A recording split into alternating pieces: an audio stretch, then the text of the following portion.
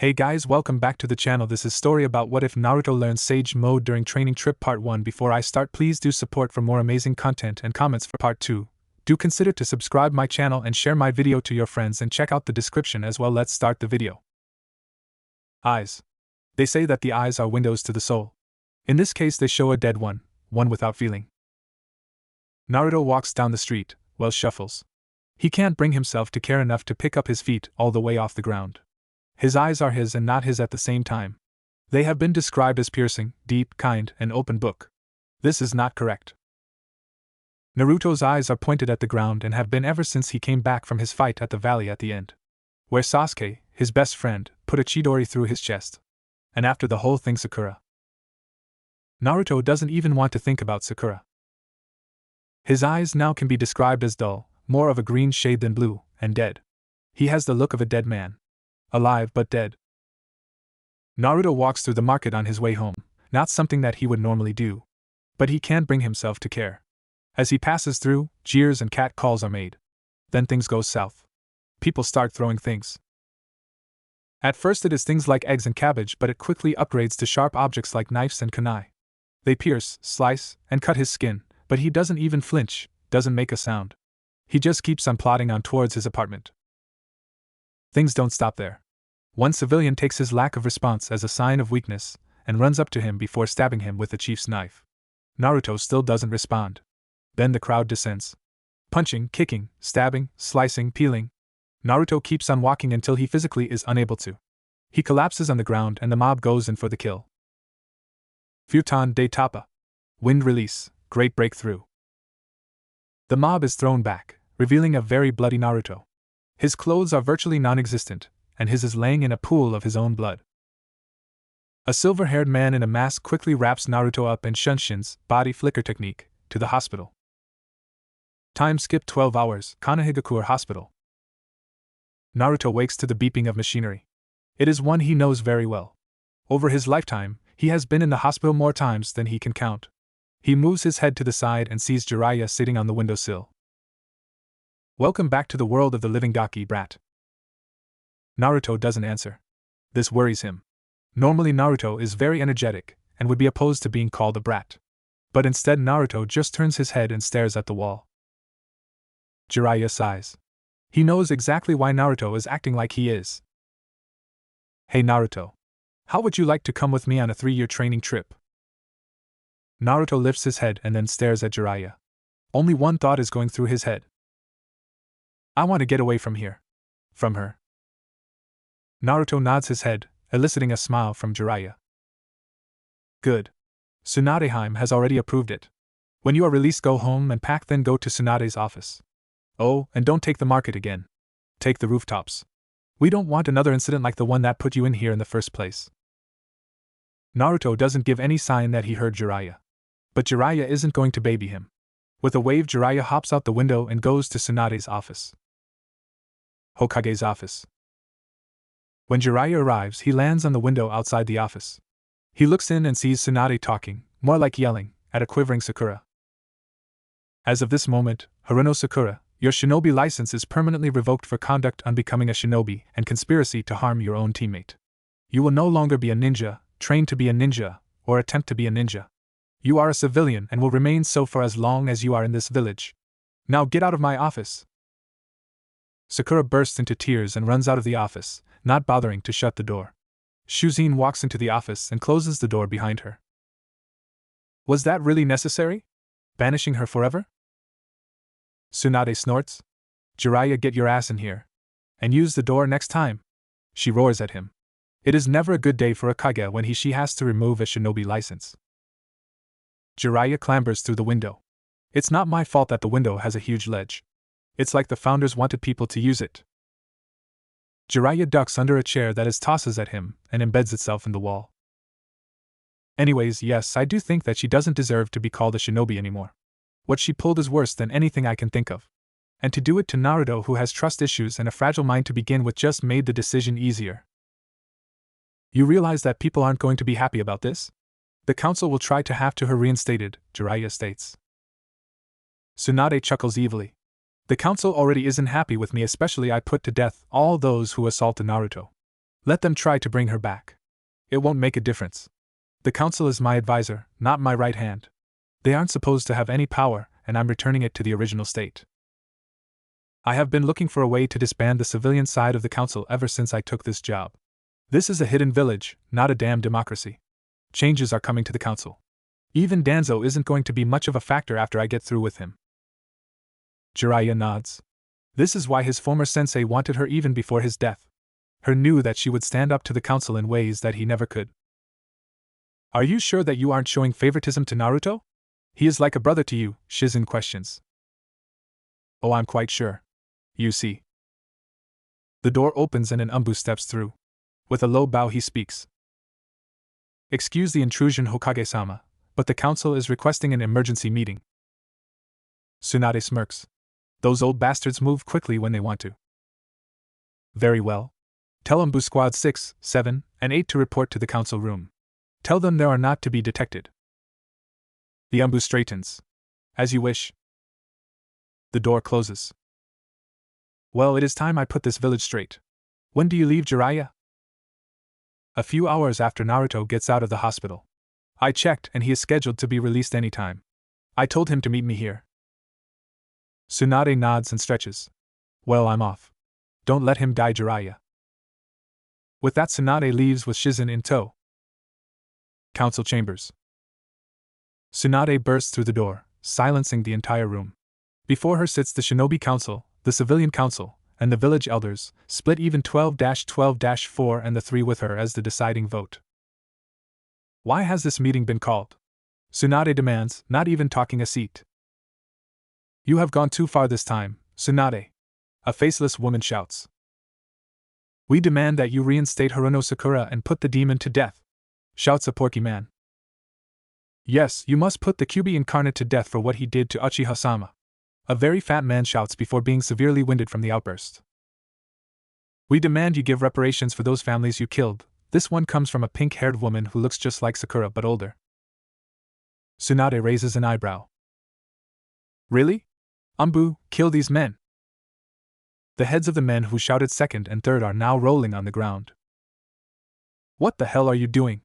Another faceless and nameless merchant shouts.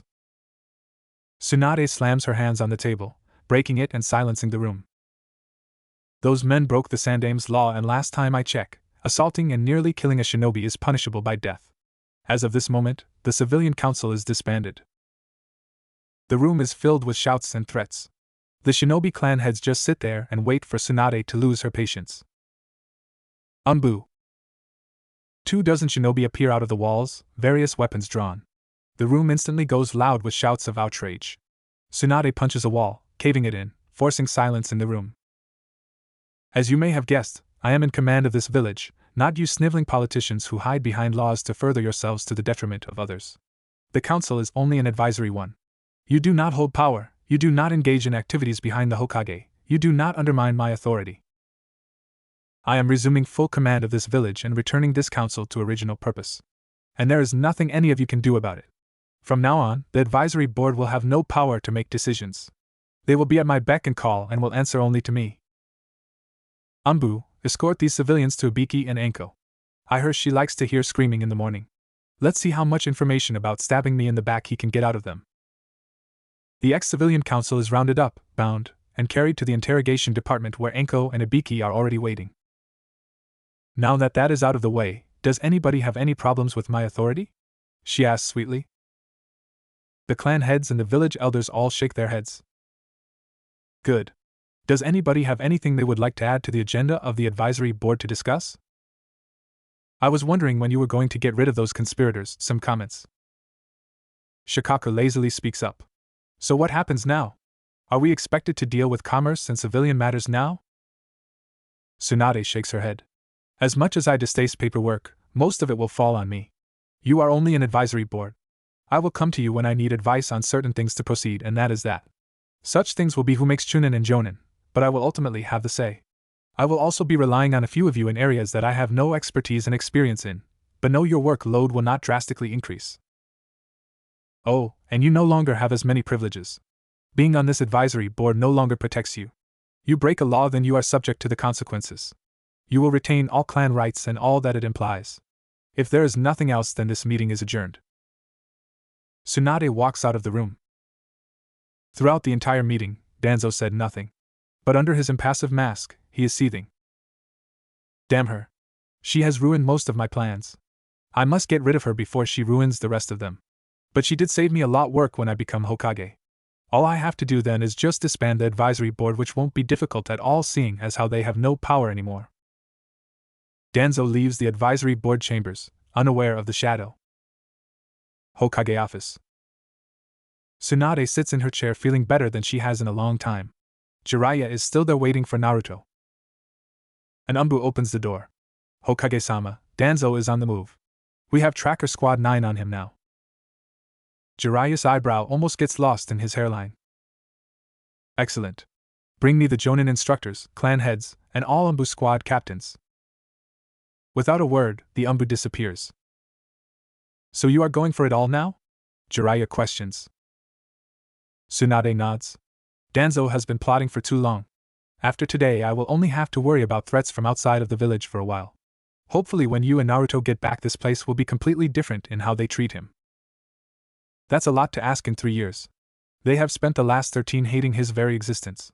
It isn't going to happen overnight. No. But when he gets back, I'm going to reveal his heritage. People should change their minds after that. Oh, and don't leave with Naruto yet. I'm going to be promoting him and telling him who he comes from. This gets Jiraiya worried. Are you sure that's a good idea? He is in a very fragile state as it is. He may not ever trust someone enough to get close to him now. Imagine when you tell him and his mind snaps. He won't be the same. Tsunade shakes her head. He already isn't the same. He will never be the same, as much as I hate to say it. Sakura broke him, and I don't know if there is anything in this world that can fix him. So I might as well tell him now before he come to resent us both for not telling him. Jiraiya fixes her with an intense stare. You had better be right. Because if you aren't, Kushina will kill us again in the next life when we get there, making both of them involuntarily shudder. Just then the doors open and Umbu and Jonin enter the room. Good. Now you may already know that I have disbanded the Civilian Council and made the Shinobi Council just an advisory board. This gets murmurs from the crowd. Apparently not everyone knew. Anyways, I have one obstacle left before all threats are eliminated. Danzo. Another round of murmurs. Over 10 years ago, the Sandaime Hokage ordered Danzo to disband his private army known as Root. That has not happened. He probably is plotting a way to kill me before I ruin more of his plans. So, I have Squad 9 tracking him right now to his lair. Once we have confirmed the location of the Root base, all Umbu squads and squads made up of Jonin will assault the base. Kakashi Hitake will lead Kurenai, Choza Akimichi, and Hayama Shirakumo. Asuma Sarutobi will lead Hamaki Mimura, Yakumo Karama, and Might Guy. Shikaku Nero will lead Shibi Aburame, Inoichi Yamanaka, and Takuno Kenden. Shikaku, you will be in charge of the operation. A troublesome reaches her ears from the back. Kill all who oppose and if possible, capture Danzo alive. If not, then it is of no consequence. Be on alert from now until we have confirmation. Once we do, you will move 2 hours after that. Be aware that Danzo may try to escape. All shinobi not specified to be in a squad will be posted in the forest to prevent that. Clan heads may use any shinobi you feel are up to the task. That was directed mostly at Hayashi. His clan with the Byakugan will be invaluable in finding Danzo. If there are no questions, then you are all dismissed. Oh, and do not talk about this without a privacy seal. We cannot afford to have any leaks and let Danzo know. The assembled shinobi file out of the room in silence, leaving only Tsunade and Jiraiya. Then a boy of 13 years walks into the room, backpack over his shoulders. Instead of his Kill Me orange suit, he has on plain black Umbu paints and a t-shirt. Ah, Naruto. I'm glad you made it. Come have a seat over here. Tsunade asks Shizen to close the door while she crosses the room and sits on a couch. Naruto joins her, not bothering to take off his backpack. It is then she gets a good look at him. His most noticeable feature before the change was his eyes. They really stood out from the mess of blonde hair. They are even more noticeable now, but not for any good reasons. Instead of shade of piercing light blue, they are now dull and dark with a tint of a sickly green color. His eyes hold no emotion, no spark that was there before, no life. How are you doing? She asks softly. No answer. Just stares at the ground. Look, Naruto. I know the last thing you want to talk about is Sakura. He visibly recoils at the name, which is the only indicator that he is indeed listening. About her, but in time you will find that it hurts less over time. Just know that when you are ready to talk about it, Jiraiya and I will always be available to you. Okay? No response of any kind, but she knows he is listening. I'm promoting you to Chunin Naruto. This gets a reaction. He slowly turns his head and looks at her with his soulless eyes. Now Tsunade hates Sakura more than ever. She took the only bit of innocence, and whatever was left of his soul when she betrayed him. Naruto doesn't say anything, but he just stares at her as if wondering why. I'm promoting you because 1, the council wouldn't let me, but they are gone so I can do what I want. 2, because you have fought powerful enemies more than anybody at the Chunin exams and not only survived but beat them. I believe that you of all people deserve this more than anybody. 3, you have taken more punishment, more pain, and more heartbreak than anyone I know and still you fight. I believe that you will eventually find something to live for again, and when you do, you will be unstoppable. You have great potential and I want to see you fulfill that potential. Now I have something else to tell you now that you are of proper rank. She gets up and walks to a random picture that is hanging up on the wall. She takes the painting off the wall and opens her safe. Lame, I know. She pulls out a single scroll. She closes the safe and replaces the painting and sits back down on the couch. She is about to open the storage scroll when Jiraiya stops her. Shouldn't you put up a privacy barrier first? I already did. The first thing I did when I got here was to make it so when the door closes it puts up the privacy barrier automatically. Satisfied with the answer, he sits back and hopes this doesn't backfire. She bites her thumb and breaks the blood seal on the scroll. She then extracts 4 scrolls which she hands to Naruto. These are scrolls from your parents. I don't know what is in them, so you will have to open them and find out yourself. You should open them here, but I'm not going to force you. Naruto numbly takes the scrolls. He bites his thumb and breaks the blood seal on all 4 at once. He takes one and opens it. This one is a storage scroll. He summons whatever is inside and out pop hundreds if not thousands of scrolls. Tsunade and Jiraiya's eyes go wide. Holy shit! Jiraiya picks up a scroll and reads it. Uzumaki Kenjutsu, Uzumaki style Kenjutsu. Jiraiya picks up more scrolls. They range from history to clan jutsu to forbidden techniques. This looks like the entire library your father and mother had. There must be thousands of scrolls. Naruto, who would have been jumping off the walls at the prospect of learning so many jutsu, but this Naruto doesn't react. Instead, he ignores the mountain of scrolls and opens the next scroll. This one is a letter. Dear Naruto, I cannot express how sorry I am that I cannot be there right now. My name is Kushina Uzumaki, your mother. I come from the land of whirlpools and have lived in Konoha with your father ever since it was destroyed. First, I want to say that I hope you don't hate me. I didn't fight for you enough to stop the QB being sealed inside of you. I didn't want to, but in the end your father convinced me. I know we condemn you to a life of hardship and hatred, but I know that my son can overcome anything. I have left you my sword and my armor.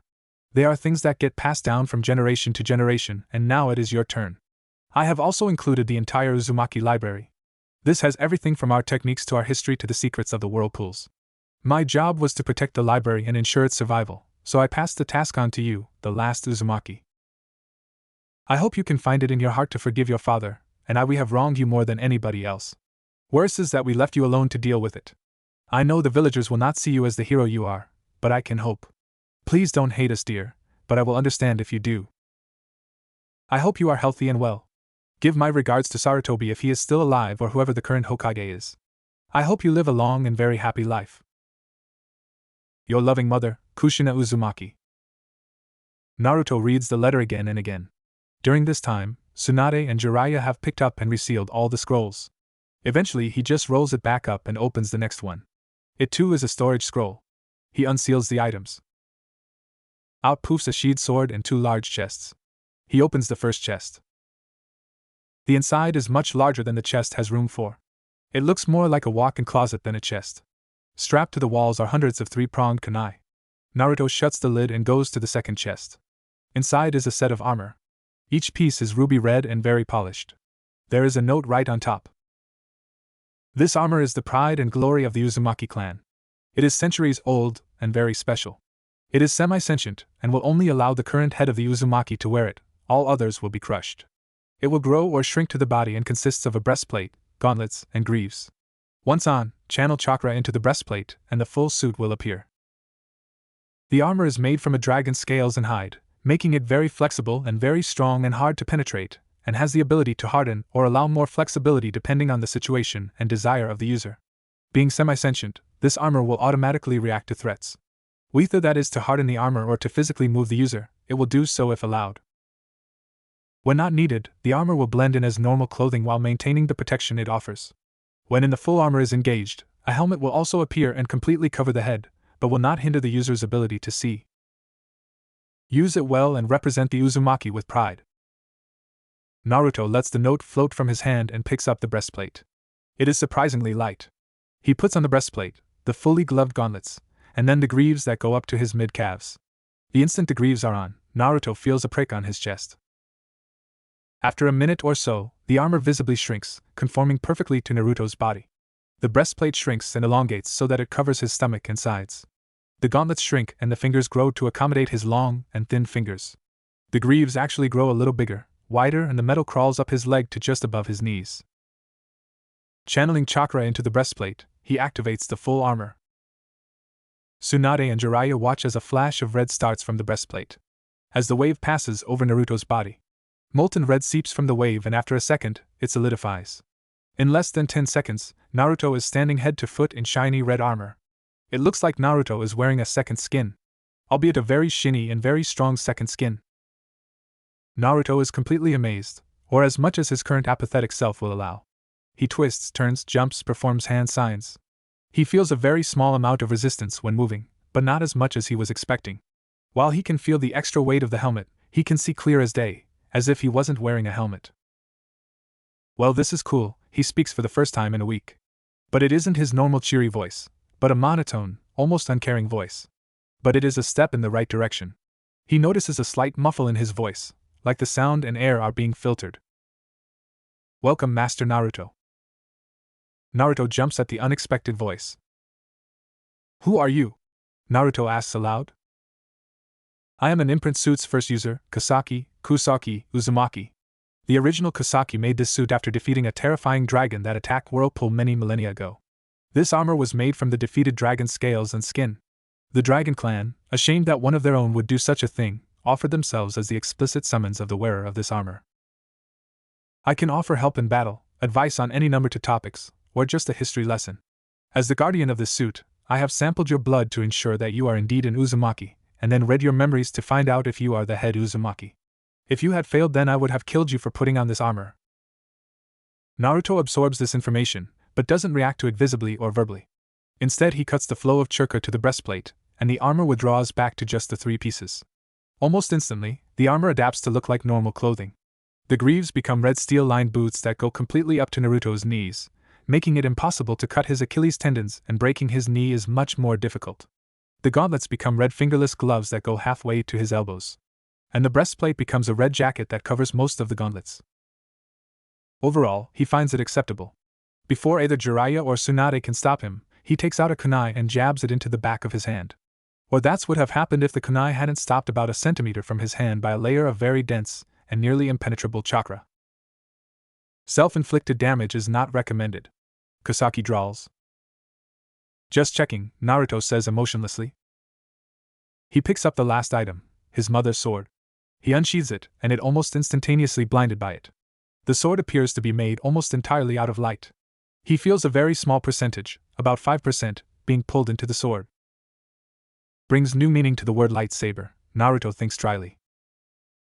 While he can't look directly at it, he finds that the intensity of the light is directly tied in with how much chakra is flowing into the blade. Apparently the sword had drawn on the chakra the instant it was drawn and drew too much, or didn't realize just how much more potent Naruto's chakra was. Naruto completely withdrew his chakra from the blade and he could finally look at it. He finds his earlier assumption that it was made out of light completely wrong. The katana-style blade is just over 50 inches long with a 10-inch hilt. The blade is long and very light and looks incredibly sharp. He runs his finger along the edge with no pressure added and is rewarded with a cut. But unknown to him, the sword has a second stage. Naruto notices the blood seeping into the blade. Suddenly an explosion of light erupts from the blade, making everyone cover their eyes and looking away. When the light dies down to tolerable levels, he finds that this blade is indeed made completely out of light. But that isn't the most shocking part of all. Standing next to Naruto is a redhead. She is about Naruto's height with waist-length auburn hair. She is thin, but obviously very powerful. Kei Kushina? Tsunade stutters out. Yes, that is my name. Kushina Uzumaki. Before you ask, I am not really here. I am her churka that has been stored in the sword from my previous uses. I do have her memories from the last time she used me, which was during the Kyuubi attack. Minato was just about to do the sealing when she sheathed me, and I don't know anything after that. How many years has it been? 13, Jiraiya says. Then this must be her son, well, my son, as I am her, or at least a part of her. Well, I'm here to instruct you in the ways of Kenjutsu and in the personal Uzumaki styles, the dragon's talon and the dragon's scales. As you may have guessed, one is offensive and the other is defensive. So you are her, my son. You look a lot like your father, in fact you are almost an exact replica of him. I believe we wanted to call you Naruto, is that what they settled on? Naruto only nods, his soulless eyes on the ground, not able to look her anywhere near her eyes. This gets Kushina to raise an eyebrow. So how do I ask this screw it? What's wrong with him? She points a finger at Naruto while looking to Tsunade and Jiraiya. Usually when someone sees their long-lost mother, they cry and hug. The exact opposite happens to be what Naruto is doing now.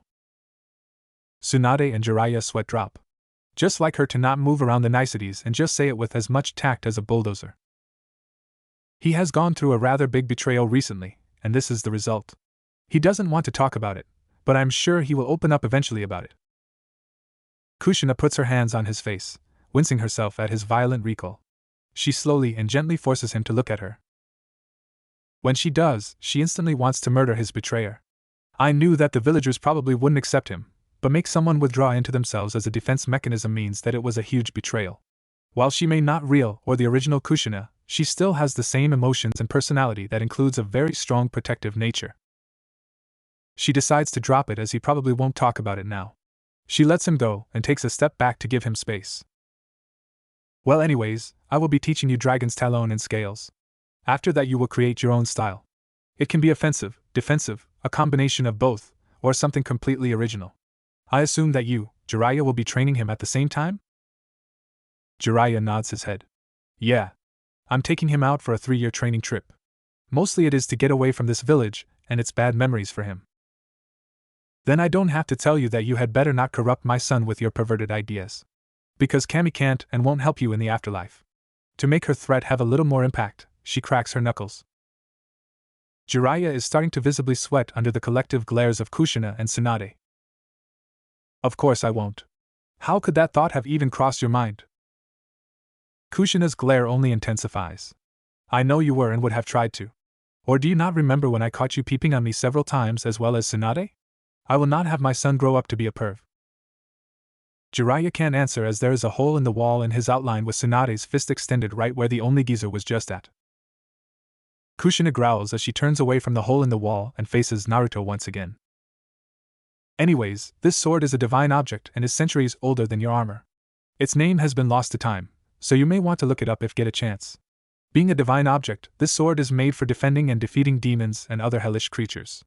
There are other divine weapons as well as demonic weapons. Try to avoid the demonic weapons as they try to take you over and eat your soul. This sword has 3 stages.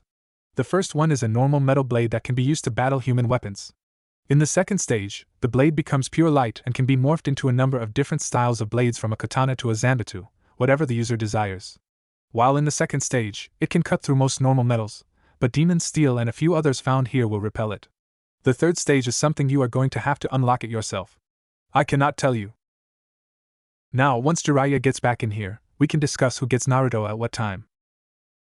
Said pervert clambers through the me-sized hole in the wall. Naruto tunes out the conversation. He doesn't really care about how he spends his time, just as long as they do it outside of the city. Getting bored, Naruto picks up the last and final scroll. Dear Naruto, my son. My name is Minato Namikaze, the Yondaime Hokage, and the reason for your torment. I am the one who came up with the idea of sealing the Kyuubi no Yoko in you and performed the sealing, giving my soul in exchange for the village. I know that they will not do as a request and treat you like a hero like your mother, and I want to, but I have no choice as the Hokage. I won't ask for your forgiveness, I do not deserve it, but I do ask for your understanding. The seal Shinigami put on you is the Shiki Fujin, dead demon-consuming seal.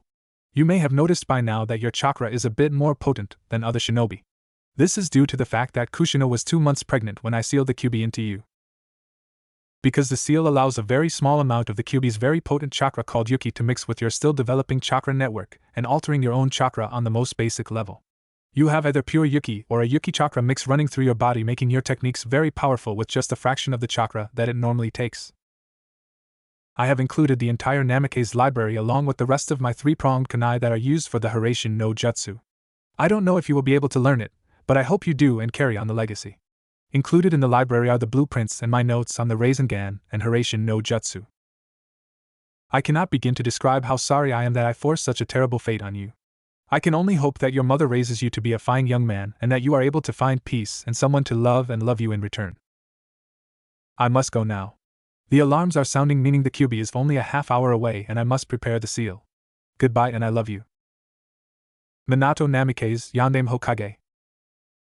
P.S. Don't get mad with the current Hokage about not telling you about me. I left specific instructions that you are only to be told when you turn 16, or you make the rank of Chunin. I had many enemies that I know would take revenge for what I did out on you, my only heir. Naruto looks up and rolls the scroll up and tosses it on top of the other 3 scrolls. All 3 adults are watching him closely, not knowing what his reaction is going to be. When do we leave?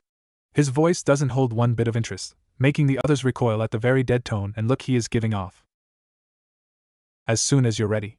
If you want to leave the 2 letters here with Tsunade Heim, I'm sure she won't have a problem with that. You can seal up Kushina's sword or carry it with you, either is fine. By the time Jiraiya is finished speaking, Naruto is done. He had sealed up the 2 chests and tossed the 2 letters to Tsunade. He straps the katana sheath onto his waist and places the 2 storage scrolls in his bag and is at the door waiting for Jiraiya. He sheaves the sword and Kushina disappears back into the sword. Jiraiya stands and heads for the door before Tsunade stops them both from leaving. Wait! She rushes over to Naruto and gives his a huge hug, but careful not to crush him. Jiraiya gets a small nosebleed when he realizes Naruto's face is in the valley between her mountains of flesh. When she breaks the hug, she leans over to look him in the eye, unintentionally giving Naruto a good look at her breasts while Jiraiya is moving around behind Naruto trying to get a good look. Not that Naruto is looking or even noticing. For what it's worth, I'm sorry for what Sakura. Naruto flinches at the name. What she did to you. You should know that I revoked her shinobi license, and she can no longer be a ninja in this village unless you want her to be. Sasuke will have his license revoked as well and he will never be able to leave the village. Jiraiya is going to seal his chakra too. Naruto shrugs. The bitch can have it back for all I care. I don't intend on seeing her ever again if I can help it. Just don't have the 2 of us on the same team ever. She can burn in the 7 circles of hell for all I care. As for Sasuke, I couldn't care less. Tsunade is shocked at his statement, but can hardly blame him. Okay, I'll reinstate her, but let her know that you didn't do it out of the kindness of your heart, and that she means nothing to you now. Listen, have a good trip and break from this town. When you get back I will see if you have the skills to be a hunter so that you don't have to stay in the city all that often, okay? Naruto nods. That's perfect. Naruto just turns from her. Naruto. One more thing. Naruto turns back. This was not your doing. You have no fault in how this turned out. She took advantage of your loneliness and used it against you. You didn't see how she was acting because you have never had a relationship like that. You don't know that a relationship is based off of mutual trust and respect. They are to blame, not you. I don't want you hating yourself for something you didn't know to look for. Okay? Naruto doesn't answer. She hopes that he is listening. After a few seconds, Naruto shakes his head and walks out the door, not bothering to shut it. Tsunade looks at the open door. Bring him back, Jiraiya. I don't know what I would do if I lost him too. Don't worry. When we return, won't hardly recognize him. 1 year ago, Genin Squad assignment day. Sakura is sitting on a bench, pouting. She had Sasuke right in front of her when he just ran off. Damn it! That was my chance and I blew it, she rages in her mind. Hell yeah you did. Just tie him up next time and jump him for Kami's sake. He inner self berates her. She is about to reply when said Emo King walks by. Shinaro! Inner Sakura yells, making Sakura's head swim for a second. Sakura makes a whimper as he walks past, not able to do anything but sit there, marveling at his mere presence. Sasuke, who heard the whimper, turns his head slightly to the side and sees her just sitting there with a massive blush on her face. In an act of a miracle, Sasuke actually sits beside her. "Hey Sakura, you like me, right?" he asks as if he doesn't know. Sakura's blush intensifies tenfold. Why, yeah, she manages to stutter. "Well, I was thinking. Would you do something for me if I promised to go on a date with you?" Sakura nearly faints. She fights to keep the black spots that block her vision from overtaking her. As sure. Time skips 6 hours. Sakura walks along the street, feeling very nervous. She had just left the meeting with Kakashi on top of the academy. As soon as the meeting had ended, she ran from the roof before anyone could stop her. "Hey Sakura-chan," a familiar voice comes from behind her.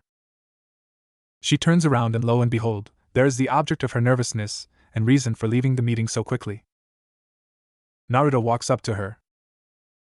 "Are you okay? You seem a little distracted at the meeting." Sakura does her best to act like she is appreciative, but is failing badly. Lucky for her, Naruto has had so little experience with people that he misses it completely. "I'm fine, thanks."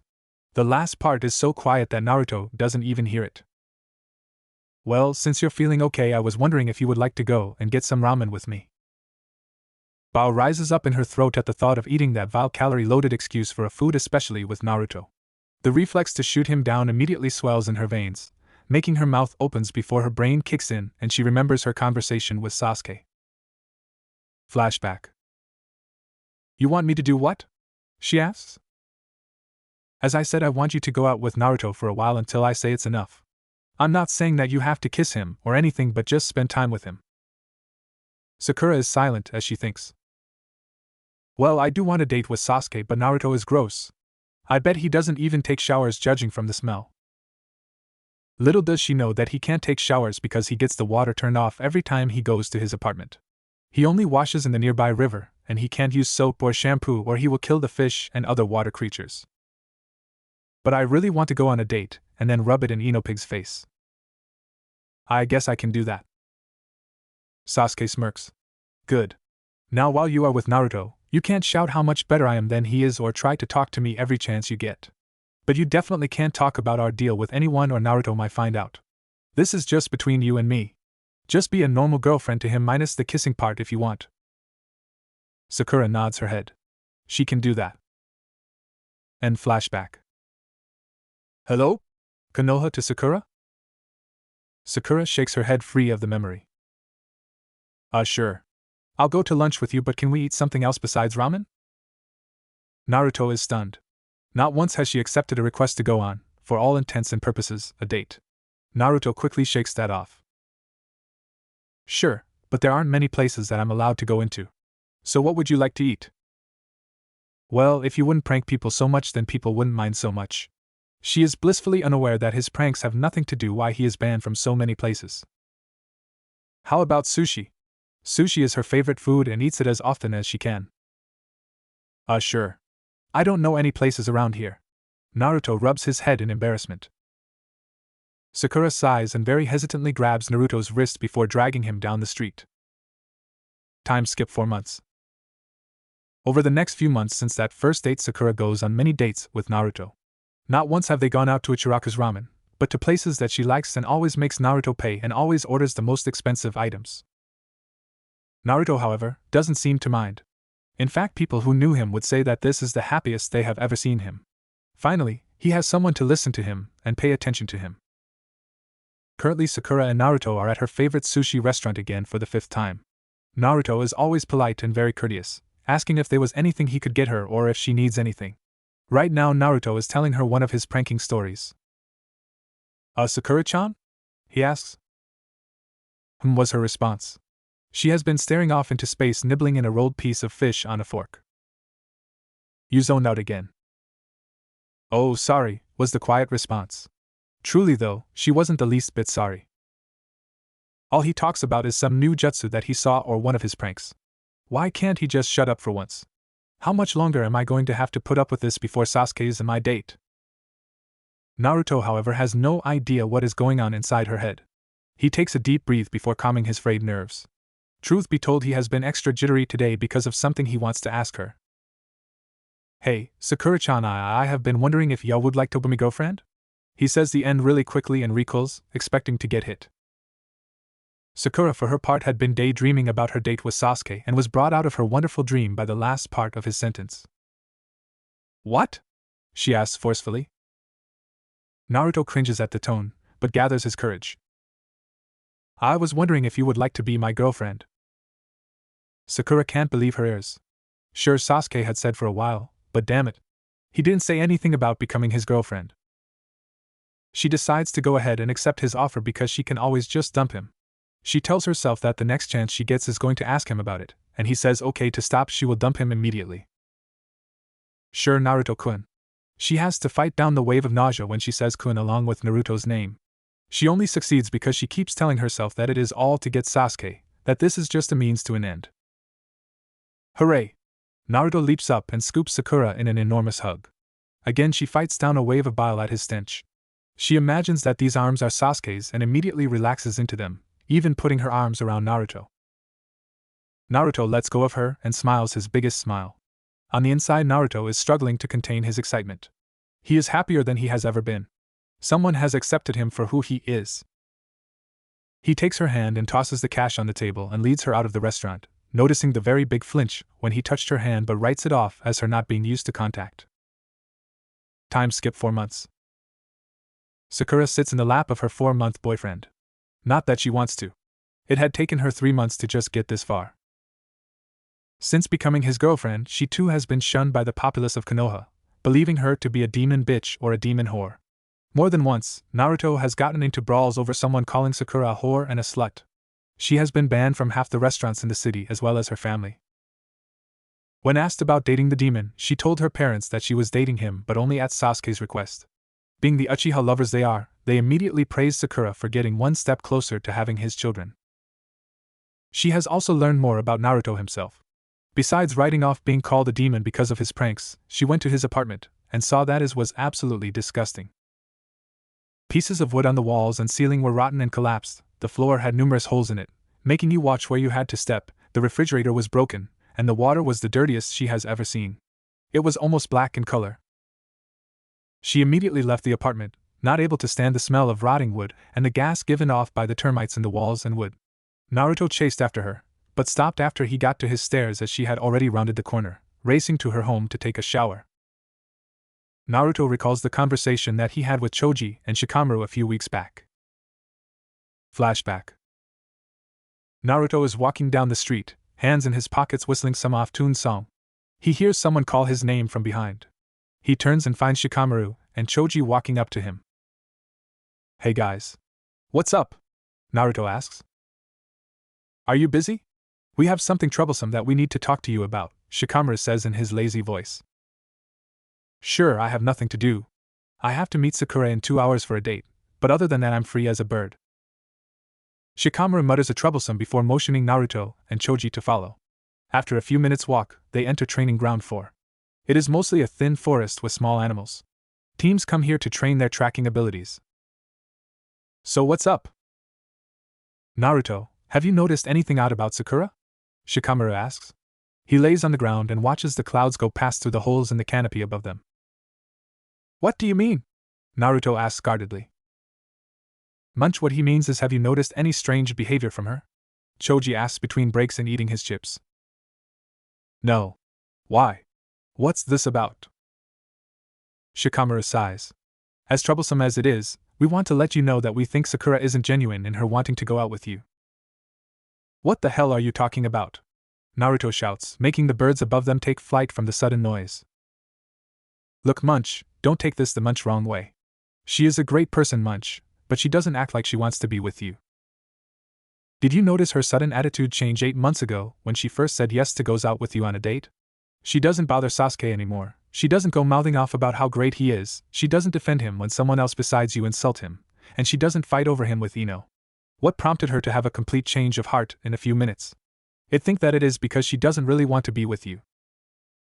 Look, Munch, she doesn't act like a normal girlfriend. She flinches whenever you grab her hand. When you Munch hug her, she tenses up a lot and then relaxes. She Munch berates you all the time. she hits you twice as much as in the academy. Have you ever gone to a munch place that you wanted to eat? Well, no, but I don't have a problem with that. Has she even kissed you? Does she tell you that she likes you or given you a present or given you any type of moral or emotional support? I see her forced smiles, the strain in her voice when she uses the kun at the end of your name. She stands as far away from you as possible without drawing attention to herself. She uses every excuse she can think of to get away from you. She doesn't enjoy spending time with you from the pained look on her face every time you hug her. Well, we haven't kissed. She said she wants to save that for a special occasion. I don't care about the rest of that. All I care about is that she pays attention to me. She listens to me, spends time with me. That's more than I can say with 99% of the people in this village. Naruto, we just want to keep you from being hurt. Sakura isn't the kind of person who doesn't change who she is in a matter of hours without something drastic happening that we would have heard about. Naruto lowers his eyes so that his bangs cover his face. When he looks up, his eyes are shining in anger. I don't care about the way she acts or what you think about she would or wouldn't do. She is my girlfriend and I trust her more than anyone. She is the first person to accept me like I am enough to go out with me. Do you know what it feels like to not have a friend until you were 9? Do you know what it feels like to not know who your parents are? To wonder if they ever loved you? If they thought I wasn't worthy of them? Do you know what it's like to go home to an empty, run-down apartment night after night? When I can't own anything of value because the moment I do have something, it gets stolen or my apartment gets burned down again. When I'm with Sakura, I don't have a care in the world. She completes me. I can't imagine what I would do without her. Now Shikamaru and Choji get really worried. Sakura has Naruto wrapped around her finger, and they can only hope that she chooses the right path because if not, there's no telling what Naruto would do. End flashback. Naruto is waiting for Sakura outside her house so they can go to a team meeting together. Naruto turns as Sakura exits her house and was about to sneak around the side and avoid Naruto when he spots her. What are you doing, Sakura-chan? He asks in his normal happy self. Sakura looks at him like a deer in headlights. She looks away quickly and cursing her luck at getting caught. I dropped something out the window. Yeah, was sitting next to this window when I knocked something off and I was going to look as I left the house. She commends herself on thinking up something so quickly. But she soon realizes that it is the wrong thing to come up with. Naruto is immediately over her fence and on his knees looking for the dropped object.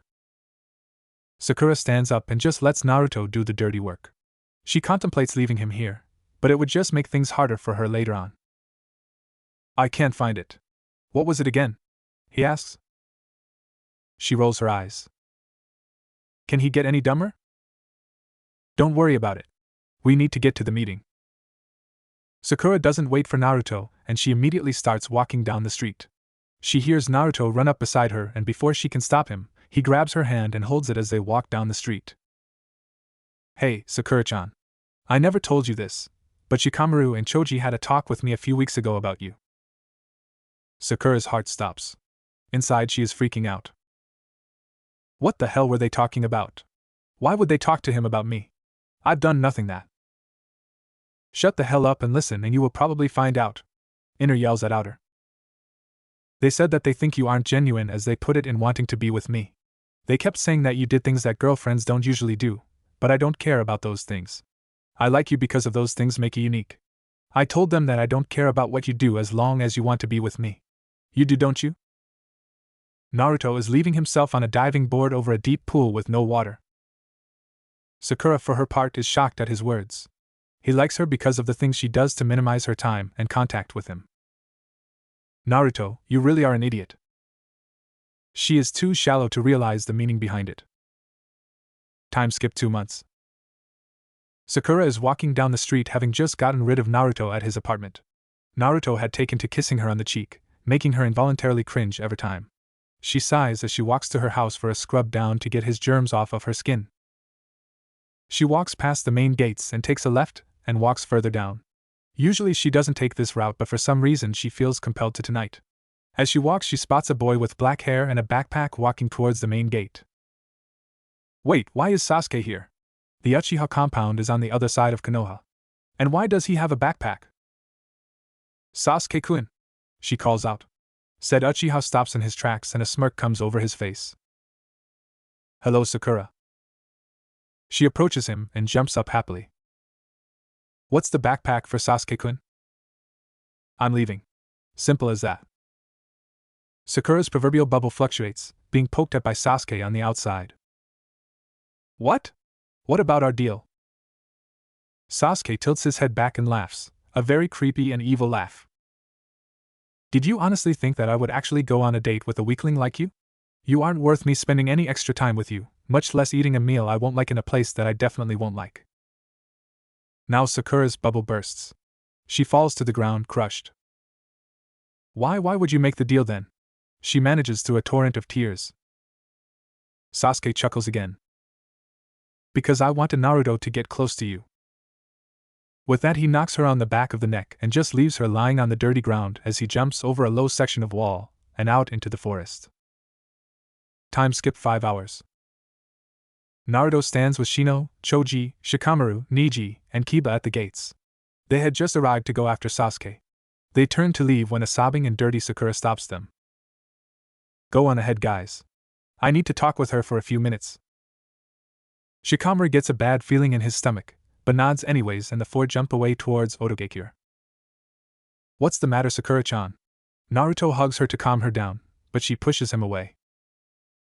Bring him back. Bring back my Sasuke-kun. Naruto blinks for a second. Her Sasuke. What? What do you mean? She looks up, her eyes red and puffy. She grabs his collar and shakes him violently. Promise me you will bring him back. She snarls at him. Naruto, not really knowing what to do, just nods. Okay. I promise to bring him back. I have to go now. Naruto tries to hug her, but she fights him off and shouts for him to go. Now really confused, Naruto jumps off after his squad mates and forces his confusion to the back of his mind until after the mission. Time skip 2 hours. Sasuke and Naruto stand on opposite statues at the valley at the end. So you came? How's Sakura? Sasuke asks without turning around.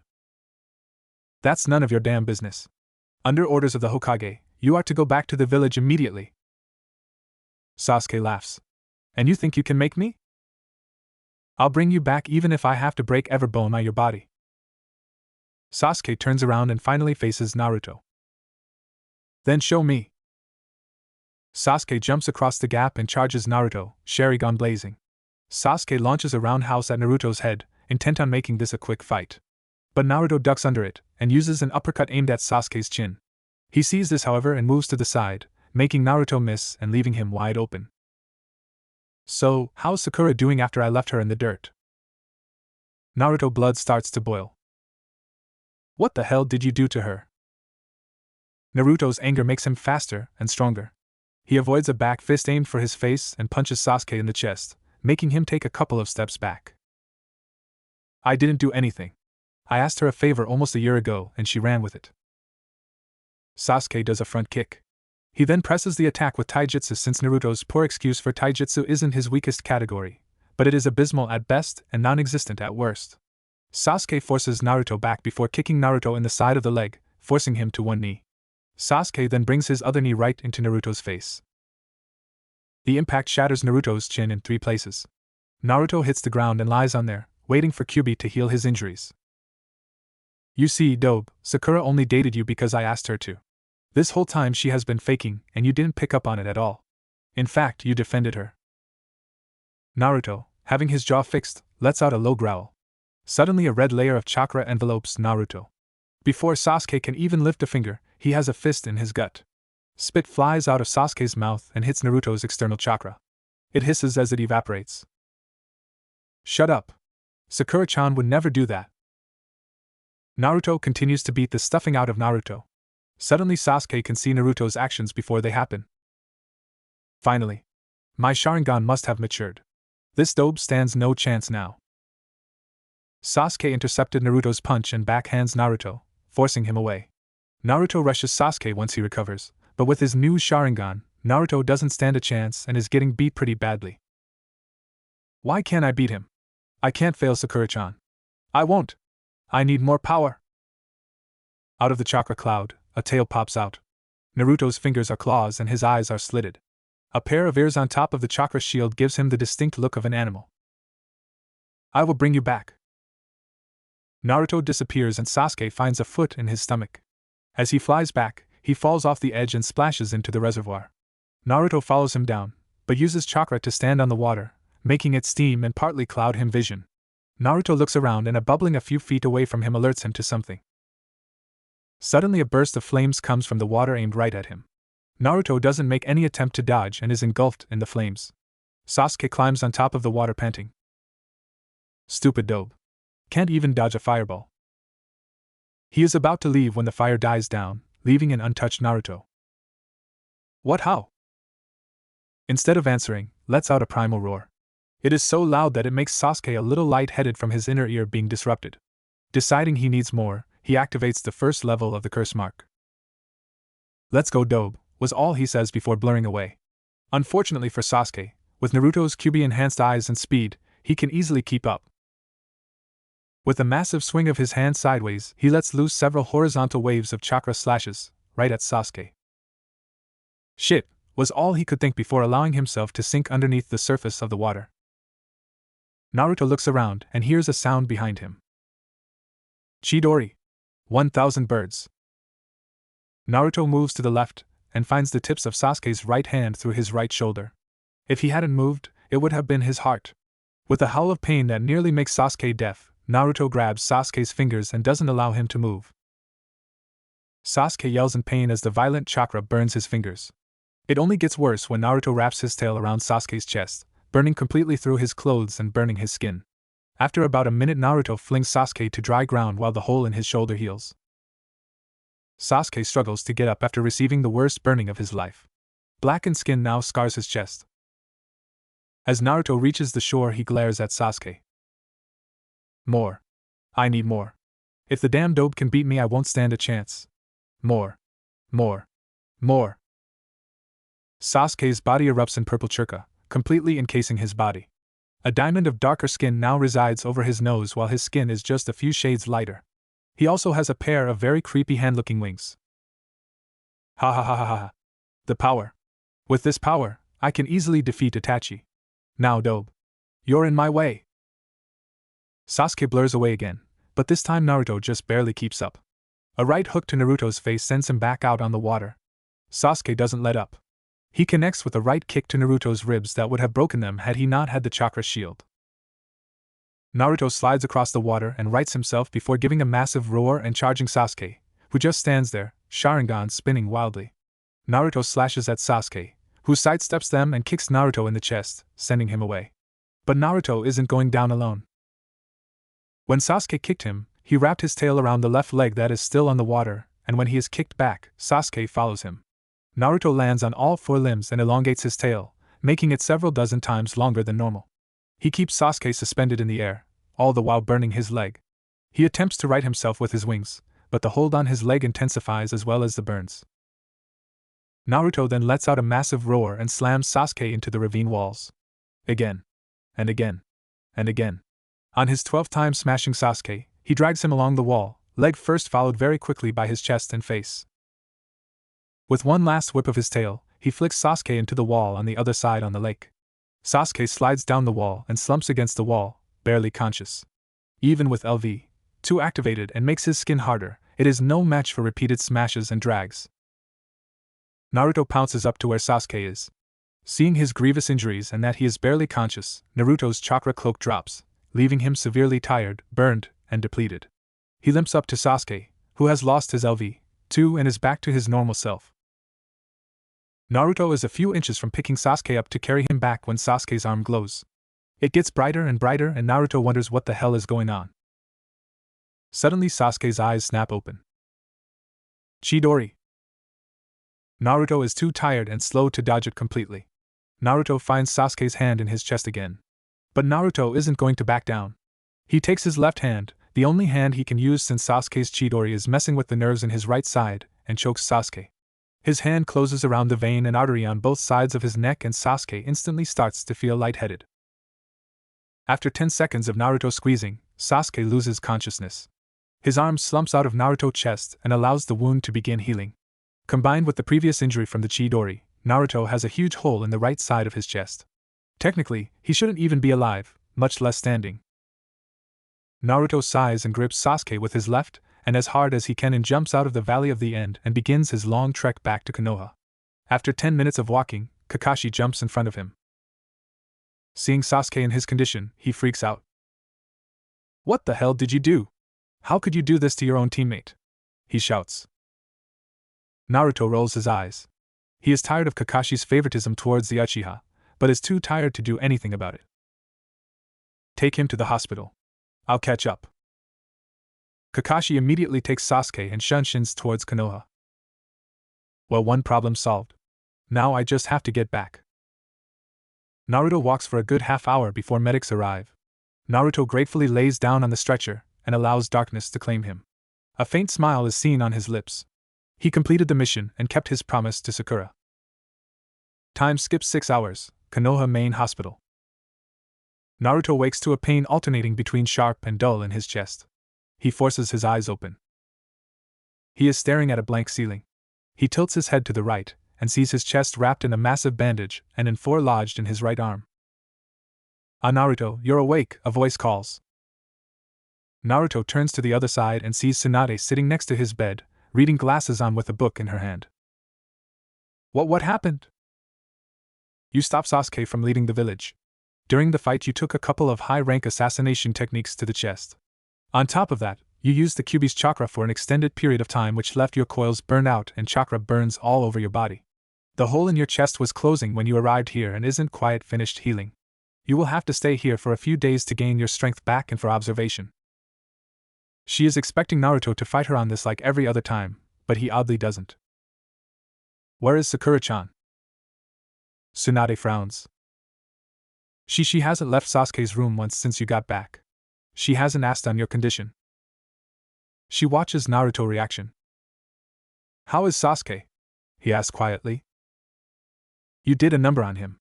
All his ribs are broken, he has a very severe concussion, a punctured left lung, severe burns across his chest and left leg, severe chakra exhaustion, and somehow a fractured tailbone." Naruto looks down. So he is pretty hurt. The guilt in his voice can't get any thicker. Tsunade sighs. This always happens to people who are forced to fight each other like that who are or have been on the same team. "You did what you had to. You didn't kill him and should make a full recovery with a scar over the burned sections of his chest. You showed a lot of restraint when using the Kyuubi's chakra. Most people lose control while using a Bijuu's chakra like that." Naruto nods. Tsunade can only guess as to his line of thinking. "Can I go and see him?" Tsunade looks at him over her glasses. She has a feeling on why he wants to go, and see him is not for him but the person who has yet to leave his room. "Sure. I don't see why not. Just be careful. You should also visit the rest of your team. They are all on the same floor as you. Sasuke is in room 205 down the hall to the left." "Thanks, Bachan." Naruto gets up very slowly as his right side is still very sore. With Tsunade's help, he shuffles out the door with her right behind him on her way back to her office across town. He reaches Sasuke's room. Tsunade puts a hand on his shoulder in support and walks past him. He opens the door and doesn't get 2 steps inside before he is punched in the face so hard he flies into the wall. He looks up and sees a seething Sakura over him. What was that for?" he asks. You did this to him and you have the gall to ask what you did?" she says with as much venom as she can while pointing at Sasuke's form. "I did what I had to. He wouldn't come back with me so I fought him to complete the mission and to keep my promise to you." "You didn't have to put him into a coma." Naruto is starting to get mad. "What the hell was I supposed to do? He put 2 holes in my chest. He was trying to kill me." "That is no excuse to do that to my Sasuke-kun." "Wait, you're Sasuke? What the hell? You're my girlfriend. You're supposed to be on my side when someone like the Hokage gives me an order to bring him back forcibly." Sakura gives a dark chuckle. "Your girlfriend, huh? Well, sorry to you know what? I'm not sorry to say this. I never wanted to be your girlfriend. I never liked you. I hate spending time with you. You smell like a pig, you don't shut up, you have the filthiest place I have ever seen. You can't compare to someone like Sasuke-kun. The only reason I went out on a date with you is so I could go on a date with him. And when he left he said he would never go out with me, so why should I keep pretending to be your girlfriend?" Naruto just stares at her, his brain trying to comprehend the meaning behind her words. "But what about?" He doesn't get a chance to finish. I never enjoyed your company. I could barely stomach it. Every time you touched me, I had to fight to keep my food down. I flinched every time you took my hand. When we hugged, I only took it because I imagined that you were Sasuke. You make me sick. Did you never notice how I would always pick the most expensive things on our dates? Did you not notice how I would always find an excuse to get away, or how I would put as much distance between us as possible? Cammy, you are the dumbest person I know. And then you hurt my Sasuke-kun. I never want to see your face again. If I do, then I will kill you with my bare hands. Naruto his whole time is dumbstruck. Neither noticed that his chest is now crimson with his blood from the gaping holes still there. What's worse is that the door is still wide open, allowing the entire floor to hear her rant. Just as she finishes, Naruto collapses. His mind unable to deal with the stress. Sakura is contemplating throwing him out the window when Tsunade bursts into the room. She looks from Naruto on the ground unconscious to the very fresh bruise on his face, and the blood-soaked bandages, then to Sakura, who is flushed after her little speech. Tsunade wants to rip into her, but she has more pressing things to deal with. She picks Naruto up and faces the door, where she stops for a second. You better not leave this room, Haruno. You and I are going to have a discussion after he is stabilized. And with that she leaves the room, leaving Sakura to poke her head out the door at the retreating form of the Hokage. When she looks the other way, she sees most of her class and a few of the others glaring at her. What? She asks. Shikamaru gets up and gets an inch from her face, his own reflecting pure, barely contained rage. How dare you do that to Naruto? Hasn't he had enough suffering in one lifetime that you have to rip his heart out of his chest and rip it into 1,000 pieces? I don't, she starts before being cut off by a now red-faced Shikamaru. Fucking shut up. You fucking cuntbag. You don't realize what you have done to him. You are so blinded by your crush that you just trampled on one of the greatest heroes that this village has ever known. The whole group is stunned by his outburst. Shikamaru never has done this in his life. Not once has he ever raised his voice. But he doesn't stop with that. He is like an avalanche. He is on a roll and there is nothing anybody can do to stop him. You remember your mission to Waves, right? You remember what he yelled at Inari, right? Well, guess what? Everything that happened to him in the past was nothing compared to what you did.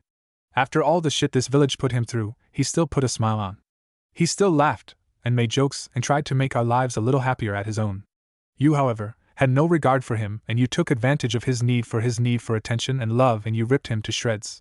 You had better hope that he is okay, or else this village won't be enough to save you from my wrath. With that, Shikamaru turns on his heels and is about to storm away when he stops and turns back to slap her in the face. Hard. So hard that it leaves his hand stinging and an enormous red mark on her face. Then he turns and leaves, not once looking back. One by one, her friends all follow his example, sending glare after glare and calls like bitch and backstabber as they pass. After they leave, does the gravity of what she did hit her.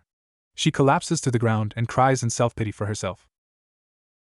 Just outside of Konohagakure no Sato, Naruto is walking behind Jiraiya, not really paying attention to where his feet are taking him. He is just relieved to get out of that kami-forsaken village.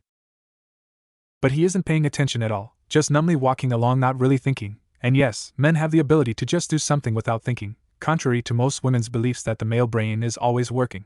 But if he would have been paying attention, he would have noticed that his feet are carrying him somewhere that isn't in the direction that Jiraiya is walking. Jiraiya looks behind him to see Naruto walking off at a 45-degree angle from his own path. He yells Naruto's name to get his attention, but no luck. He runs after Naruto before he gets too far. What are you doing, Naruto? We need to get to my contact, he says. Naruto just keeps on plodding away like he never heard a thing that Jiraiya said. Jiraiya places a hand on Naruto's shoulder, but the instant he makes contact he is blasted away by pure chakra. Not knowing what the hell just hit him, he jumps back towards Naruto and tries to physically stop him, but the same result occurs, but with more force. Jiraiya has no option but let Naruto continue and follow closely. After an hour or so, Jiraiya notices that they are on top of the mountain overlooking Konoha. Naruto stops so suddenly that Jiraiya almost makes the mistake of bumping into him. Naruto just stands in one stop, eyes closed. After a minute or so, Jiraiya is about to ask what they are doing there when he feels a huge chakra spike from Naruto. As Naruto flares his chakra to its fullest extent, Jiraiya falls to his knees, unable to keep up with the pressure. A few more seconds and the chakra stops, allowing Jiraiya to breathe again, stand back up. Suddenly the whole mountain starts to shake, forcing Jiraiya to hold onto a tree for support. He looks back to Naruto when the ground under Naruto's feet cracks and falls out from under him. Naruto! Jiraiya quickly jumps after him, biting his thumb and ready to summon Gamabunta. But after a short, pitch-black fall, Jiraiya feels himself slowing on his own. He eventually reaches the bottom and gently stops a centimeter off the ground. He climbs to his feet and sends chakra to his senses. The tunnel is pitch black. No light, not even from the hole he jumped through. He hears someone walking further down the tunnel. He feels a very soft breeze blowing down the tunnel as well. He does a quick katan jutsu and a ball of fire orbits his head. He creates two more, an uninterrupted light source. Jiraiya quickly follows the footsteps he assumes is Naruto's. After walking what seems like hours in the twisting tunnel, it starts to slop downward. Jiraiya speeds up, hoping to catch Naruto before something happens to him. After a half hour of more walking, Jiraiya comes across a huge cavern. The ceiling is so high he can't even see it or the back wall. He brightens the spheres of fire orbiting him, giving more light. He listens and follows the sounds of footsteps. Another minute of walking and he finds Naruto just standing there. Naruto? This time Naruto turns around. Jiraiya notices something about Naruto. His eyes hold curiosity instead of apathy. They still are dead inside, but not as much. Hey Ero-sennin. I was wondering when you would get down here, Naruto calls in a monotone voice. Inside Jiraiya is jumping for joy. Not once since the hospital incident has he called him Ero-sennin. So what is this place? Asks Naruto. Jiraiya looks confused. Me? Why should I know? I was following you here, then you flared your chakra causing the ground underneath you to cave and then walked down the tunnel. So I should be asking you. Naruto rubs his head. I don't know. I was walking behind you, not paying attention, next thing I know I'm down here. Jiraiya is about to answer when he sees something gleam off the light from his fire. He walks over to his and sees that it is a tray of some sort with a thick, smelly, and dark liquid inside. Having seen one of these before, he directs one of his balls to touch the liquid. The moment the ball makes contact, it ignites the substance. The fire zooms down the tray. Naruto and Jiraiya follow it around the room. Suddenly it takes an incline and is gone. Naruto and Jiraiya stare in disappointment at the spot the fire trail disappears. Suddenly the whole cavern is filled with light. They look up and see that the tray didn't end where they thought it did. It just blocked the fire since they were standing under it. They look at the light source. It seems to be a massive ball of fire suspended by nothing, like a miniature sun just floating right above them. They look around the newly lit room. They find themselves at the center of a colossal cavern. It is bigger than either one of them thought. The ceiling goes at least 300 feet above them. The walls stretch out 200 feet in all directions. At the opposite end of the entrance there is a very big shrine. What in Kami's name is this place? Naruto asks in wonder. I don't know. I didn't even know this place even existed, Jiraiya whispers out in amazement. Just imaging the power someone had to carve this place out. It looks to be perfectly symmetrical and I don't even know what that is above our heads and how it is powered, he thinks, referring to the sun above them. They cautiously approach the shrine. It is a very old building and very ornate. Naruto decides, think the style of the Forbidden City in China. It is very simple, but very regal and practically shouts power and respect. They reach the altar and a tablet bigger than Jiraiya with something written on it. Said Sannin moves forward, completely intrigued and engrossed. Damn. I can't read this. It looks to be a dead language, but the stone looks hundreds of years old. Jiraiya feels a faint power from the stone and Ye of Uzumaki by name and blood, surrender your hands and be judged. But heed the warning, should you be judged unworthy, you will experience something far worse than death. Jiraiya looks to the side and sees that it is Naruto who read it. Gaki, did you just read that? Naruto nods his head slowly. I don't know how I'm able to read it, just that I am. I think the stone wants me to put my hand on it. Jiraiya's eyes go wide. What? No. Out of the question. This stone has a power signature to it. There is no telling what it will do to you. Naruto ignores him and stretches out his hand and touches a finger to it. Instantly his entire palm is pulled flush against the stone. Then something happens. Naruto screams in agony. He tries to pull his hand away, but it doesn't even budge. Jiraiya joins in and pulls with him, but no success. They continue to try to pull free when Naruto goes rigid. Jiraiya starts to panic and lets Naruto go and forms a Rasengan and prepares to demolish the stone. Right before Jiraiya slams the Rasengan into the slab when Naruto is released and slumps to the ground in a state of semi-consciousness. He immediately cancels the jutsu and rushes over to Naruto. Jiraiya looks at Naruto's hand. The skin was gone. He watches in amazement as he watches the skin grows back. He looks to the stone, but finds no trace of any blood or skin. Just as Naruto fully regains his senses, voices reach them.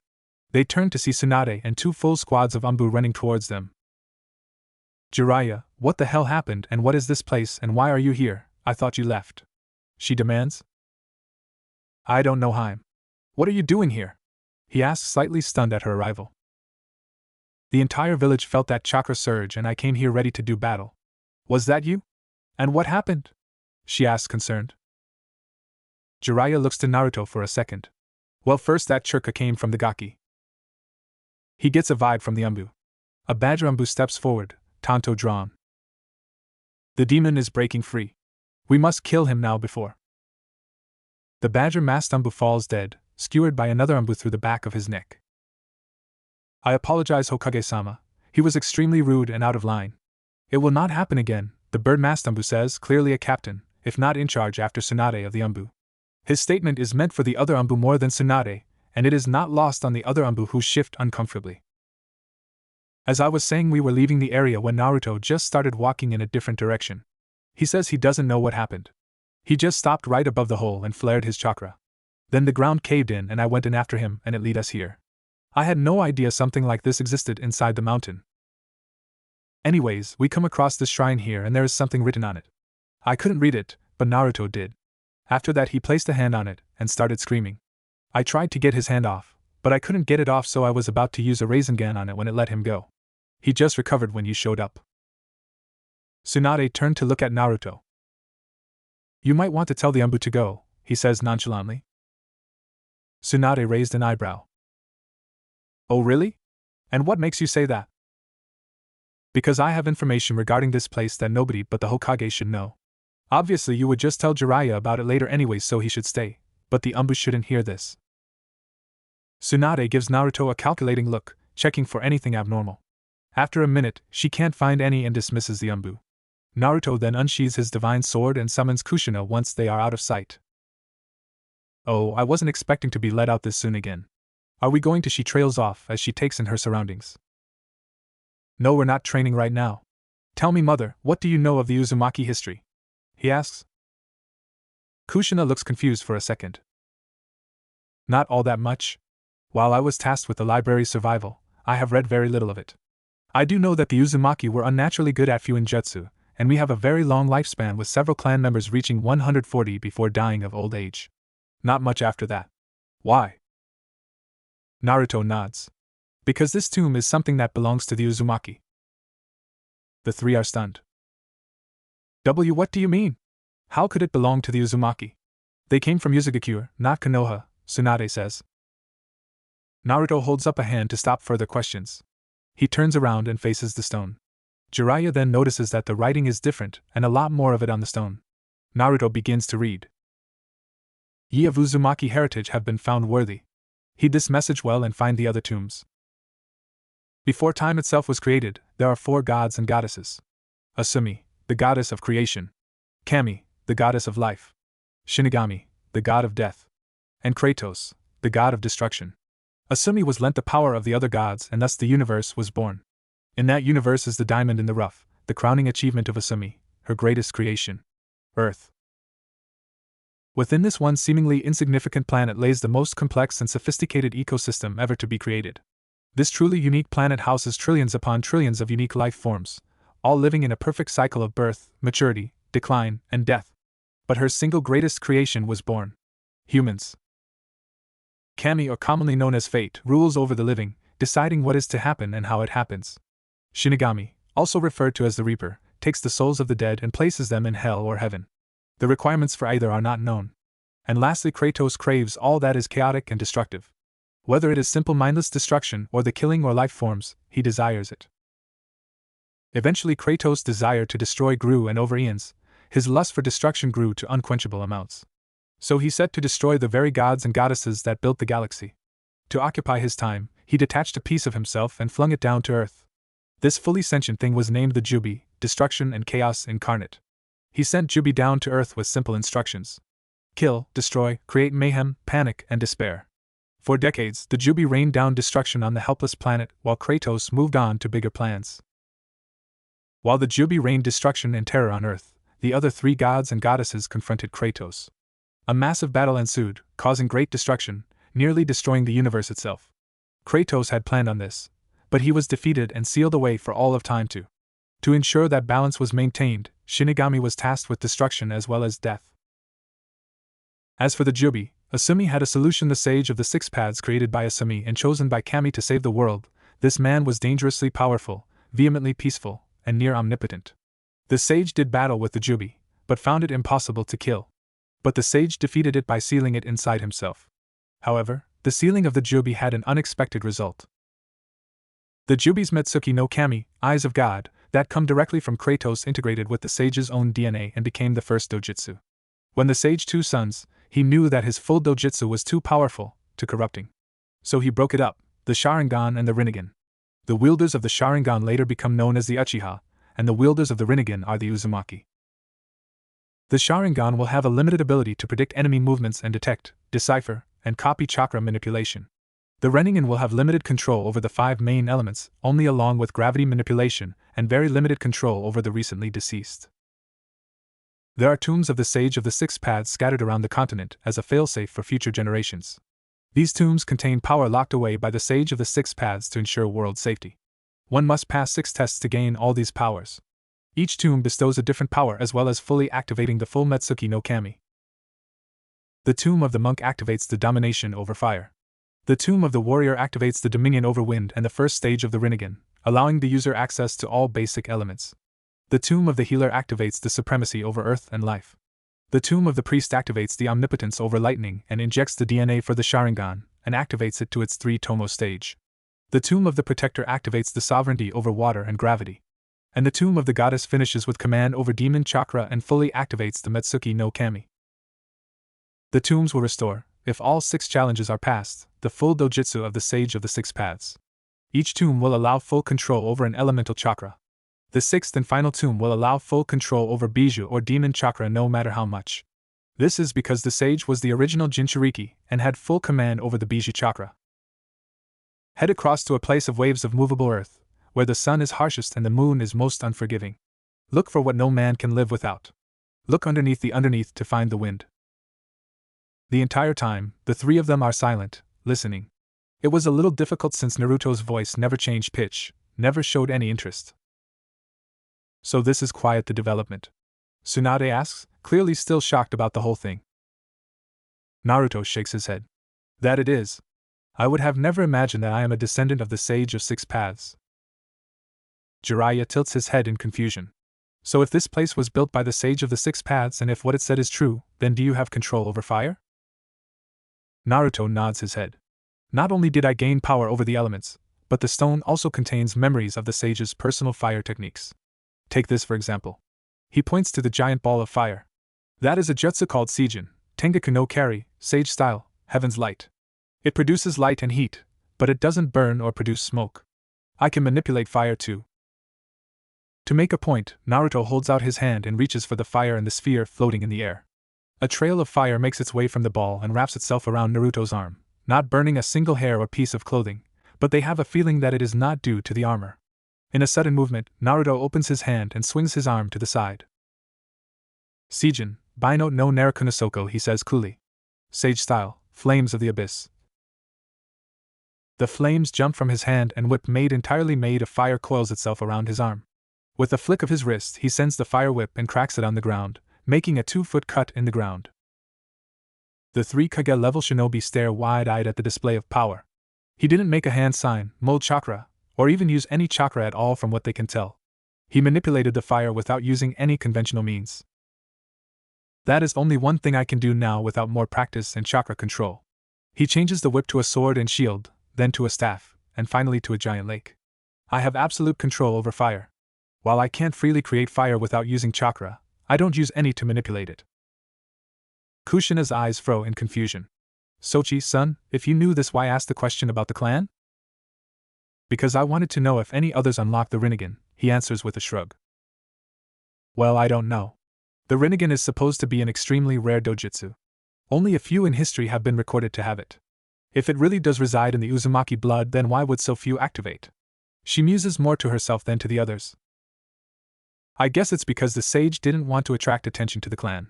If it was known that the Rinnegan resided with the Uzumaki, the clan would constantly be under attack or bombarded with requests to marry or just straight up proposition. Plus it would lead to an Uchiha-sized ego, Jiraiya comments. What about that last part? It obviously is a clue to the next tomb. Anybody have any ideas? Tsunade asks. There is silence while everyone thinks about the riddle. When nobody answers, Tsunade turns to Naruto. We can think about this later. Right now we should probably get out of here before the Umbu start to wonder about what is taking us so long. Naruto, I want to go to the hospital with me just to check and see if you are alright. I will not take no for an answer. There is no telling what this stone did to you. Naruto sighs. There is no point in arguing, as Tsunade would just knock him out and carry him. Fine, but make it quick. I don't want to be in this village any more than I have to be. Tsunade recoils at this. He has every right to say that, but that doesn't mean that it doesn't hurt when he does so. Time skips 6 hours. Tsunade sighs as she plops down in her chair behind the desk. She had just gotten back from the hospital from checking Naruto. She couldn't find anything wrong. In fact, his body seems to only have gotten better. She ordered a few days' observation and a blood test, which would take a while. Naruto had complained, but when threatened with bodily harm, he caved. A knock on her door alerts her to a visitor. She composes herself. Enter. The door swings open, revealing a red-eyed Sakura. You wish to see me, Hokage-sama? She says timidly. Her hair is dirty and has several knots in it, her skin is clammy and caked with dirt, and her clothes are wrinkled and filthy, like she hasn't changed in days. Yes. Have a seat. Sakura slowly walks over and fearfully sits, afraid of being lashed out at. Tsunade reaches into a desk drawer and pulls something out. She slides it across the wide desk where it stops on the edge, facing Sakura. Said girl's eyes go wide. You are only getting this back because of Naruto, she says dangerously. The item is her license that Tsunade hadn't had a chance to incinerate yet. Sakura perks up at this. Perhaps there is a chance that things can still work out so she can save face with her friends. She reaches out to grab it, but Tsunade yanked it back quickly, startling her. Listen and listen well. If it were me, you would never get this back, but I left it up to Naruto.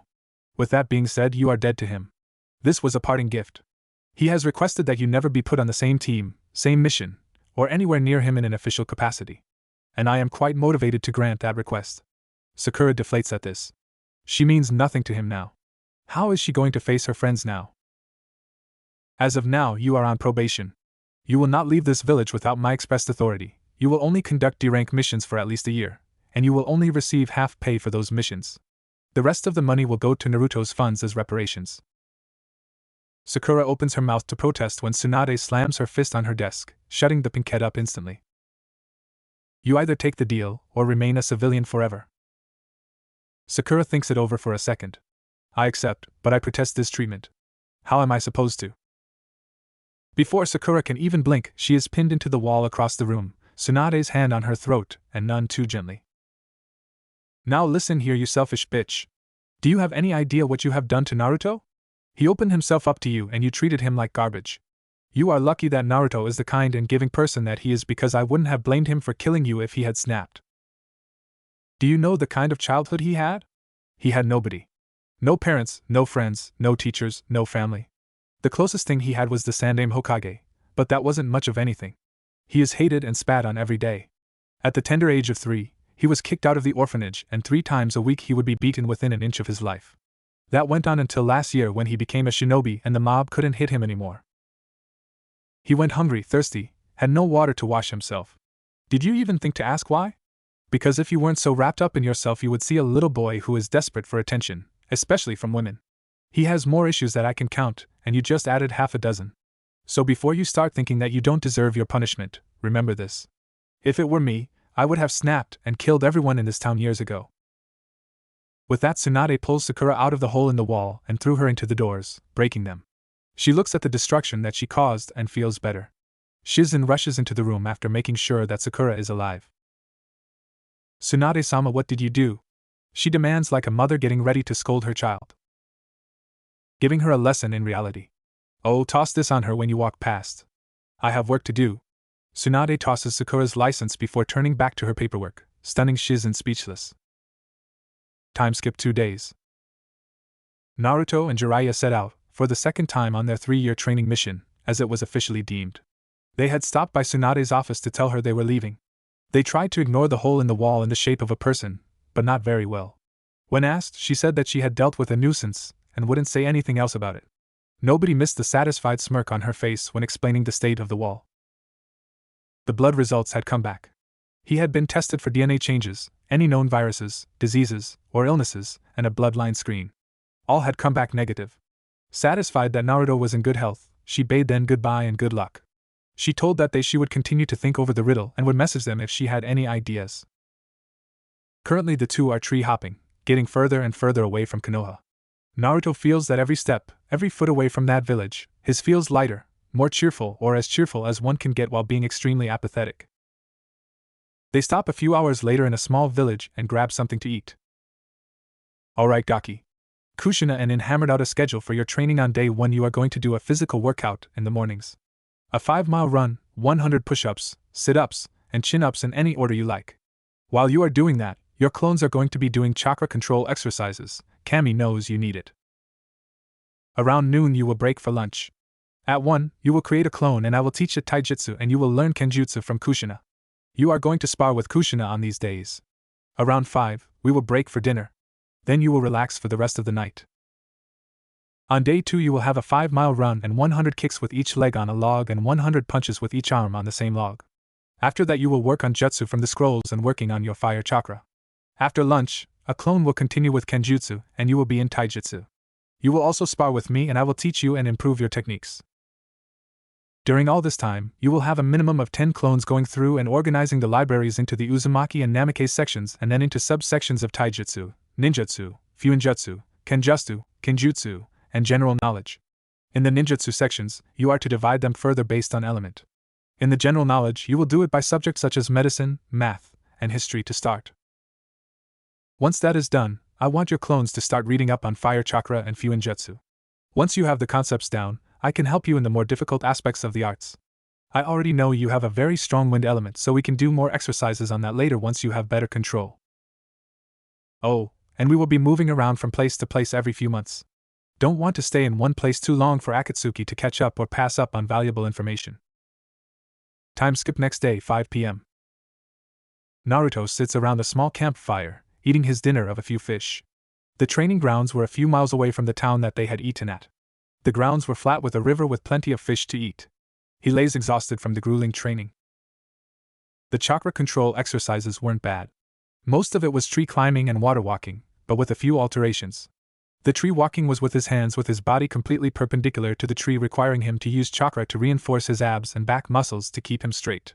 The water walking was done on his fingertips. Not only does it make him have to concentrate on pushing chakra into 10 different places at once, but the correct amount as well. Naruto had created 100 for each exercise, but had to create 400 just to keep up the amount since they ran out of chakra so fast. His muscles were sore from all the sudden exercises with the strength training and the stances that he is learning. Kushina is a very strict teacher. She doesn't allow an inch of slacking. She would hit the parts of his body that were slouching, in the wrong place, or if he was doing a stance or a grip wrong with a stick she found. If it wasn't for his healing factor, then he would be far worse off with hundreds of bruises from her stick. He had no idea how Jiraiya will train, but he hopes that it isn't so violent. But even if he isn't, it isn't going to be fun. Since clones can't transfer muscle memory or muscle mass, he has to do all the hard parts like holding the stances that the clones learn. Every chop of a sword, every second of holding a stance, every ounce of energy had to come from him, otherwise there would be no point. He finishes his meal in silence, and wanders off to stretch before bed. That was one of the things he learned early on with training. If you stretch right before going to bed and right after getting up after a day of training, that the lactic acid in his muscles wouldn't be so much and reduce the soreness. He crawls into his sleeping bag and the moment his eyes shut, he falls asleep, kunai under his pillow and his sword in his hands. Mindscape. Naruto wakes to a familiar scene. A sewer with about an ankle's worth of water. Even though he has only been here once, he instantly knows who called him here and where this place is. He calmly walks to the Kyuubi's cage, intent on getting answers from him about why he pulled him here. A fuzzball! Wake up! He shouts as he kicks the cage, making it rattle. Out of nowhere, the fox jumps and lands just inches from the cage, teeth bared, tails swirling around dangerously, and growling. Naruto doesn't even blink. Insolent little child. Why are you here? Kyuubi demands. Naruto's eyebrows rise slightly, but otherwise doesn't react. I thought you brought me here. Kyuubi blinks. I did not bring you here. Why would I want to talk to a snotty child like you? In truth, Kyuubi did bring him here, but he doesn't need to know that. Naruto nods and begins to walk off when Kyuubi's voice stops him. You know, since you're down here, I might as well make a proposition. Naruto stops dead in his tracks. What proposition? Kyuubi shrugs. I will let you use my Yuki and learn to control it. Naruto sighs. Having Kyuubi's chakra would help him out in a pinch, but he has a feeling that the fox isn't doing this out of the kindness of his heart if he even had an emotional heart, since he doesn't have a physical heart. A slight side effect from being made of pure Yuki. Naruto turns around and strolls back to the cage. Why do I get the feeling that you aren't doing this out of concern for me?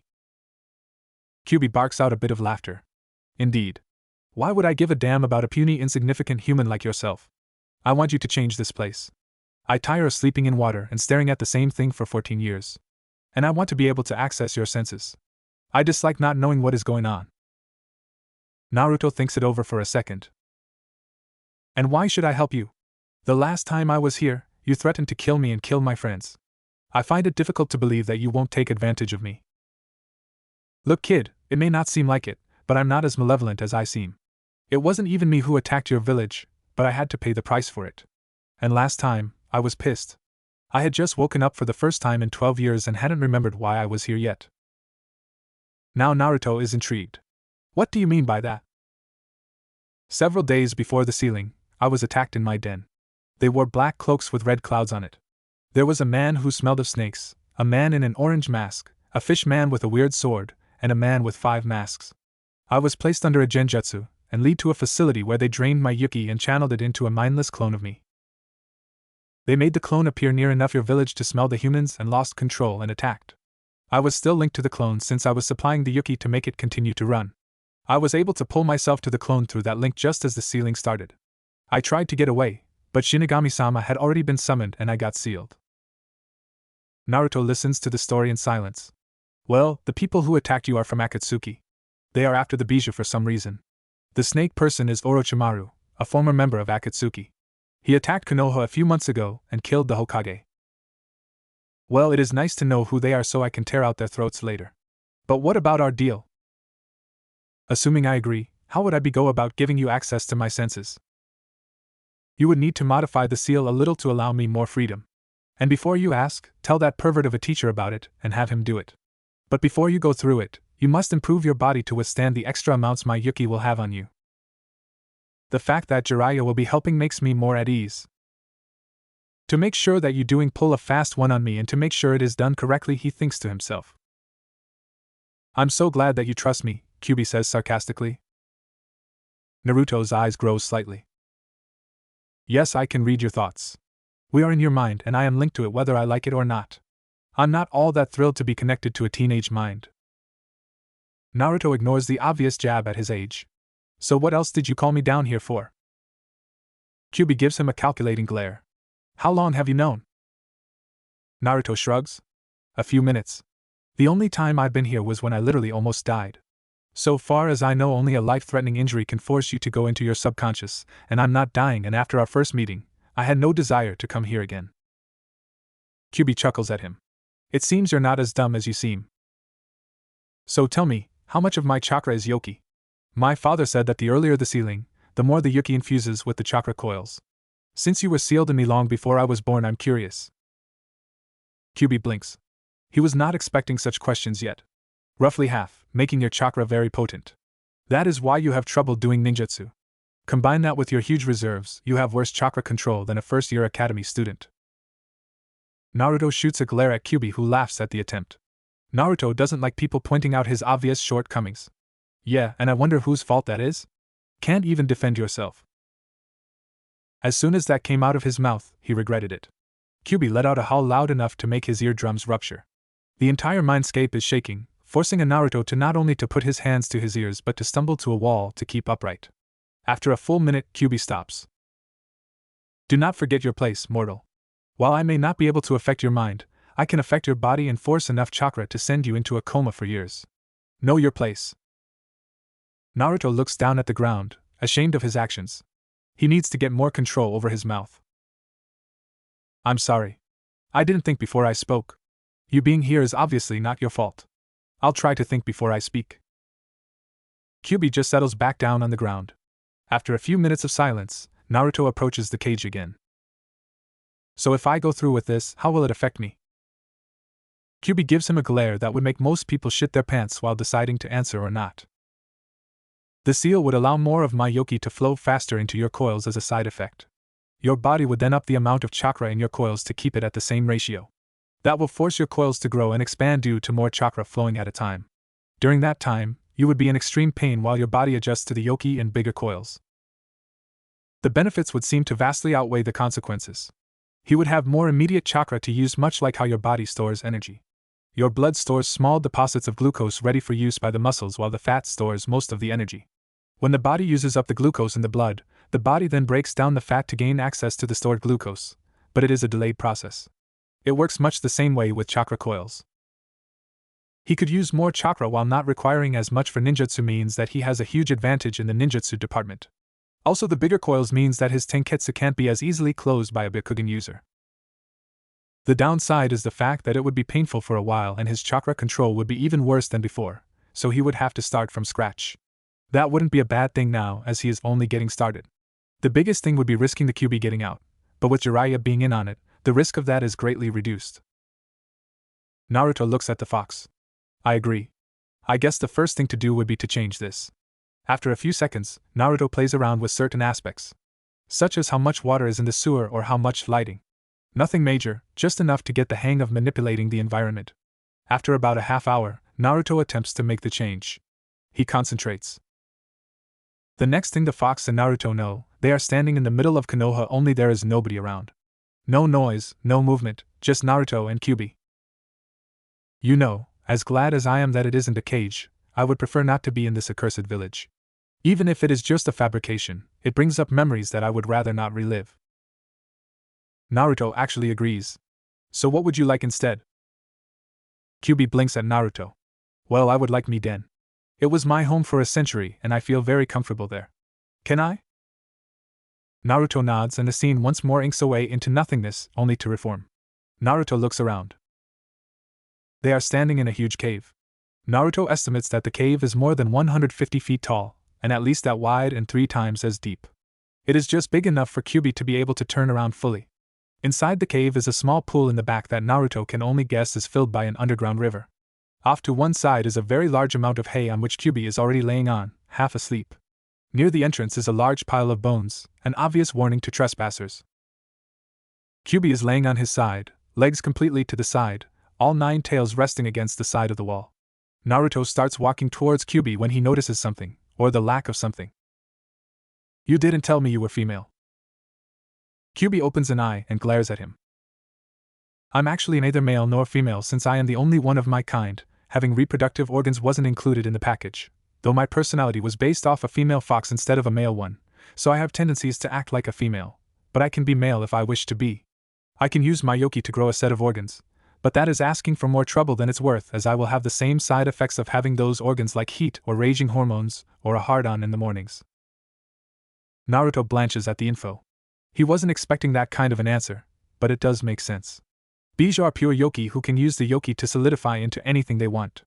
If Kyuubi doesn't want reproductive organs or a stomach, she can do that. That also means that Kyuubi must have a human form as well. So I assume that you have a human form as well. Kyuubi rolls, now calling Kyuubi a female from now on, her eyes at him. Of course, you puny human. I enjoy the occasional stroll through towns or in very rare cases to hide and get away from pursuers who I didn't want to fight. I assume since you mentioned it that you want to see it. Naruto nods. He didn't originally think about it, but he would be lying if he said he wasn't curious a tiny bit. Whatever. I'm changing right now. I don't feel like it. If that is all you asked for, then please leave so I can sleep. Come back in 2 weeks so I can see if you are ready to handle my yoki. Naruto left without another word. Kyubi lets out a content sigh and snuggles deeper into her bed and falls asleep instantly. It even smells the same, which brings her a lot of comfort and a sense of normality. Kanahigaku knows Sato. Bull, an umbu for Tsunade, moves on top of the roofs as fast as he can go. He is currently on his way to the Hokage Tower. He had been trailing Danzo, trying to get a fix on the root base. He had found it, and immediately went to inform the Hokage, but something told him to stay for a second. A few patrolling root umbu stopped about 10 feet from his hiding spot. The Hokage umbu was suppressing his chakra signature as much as he can, even a minor slip-up in concentration could alert someone to his presence. Bo pulls out a small mirror and uses it to look around the corner. The two root umbus suddenly stand to attention and bow. Danzo-sama. How can we be of sacrifice today? One says in a monotone voice. Get a squad and put the base on lockdown. We are leaving Konoha. The other clans and the Hokage are going to attack once they figure out where we are located. My spies in the Hyuga and Abrain clans alert me that they have a tracking unit on me. I managed to lose them before coming here. Have the base be packed up and ready to leave in 6 hours. Until then the base will be on the highest alert. The two roots snap to attention before disappearing. Bull then gets the hell out of the base before he is unable to do so or is discovered. This brings us back to him running along the roofs. Not bothering with climbing the inside, he jumps onto the window ledge and knocks very vigorously on the glass. Tsunade whips around and glares at him, but softens once she realizes that it is not Jiraiya and it must be an emergency. She opens the glass and allows the umbu in. Report. Hi. I have found the root base, but they are preparing to leave Konoha. I listened in on Danzo giving orders and he let it slip that his spies in the Hyuga and Abrain clans informed him of his warrant. They will be gone in just under 5 hours now. Tsunade frowns.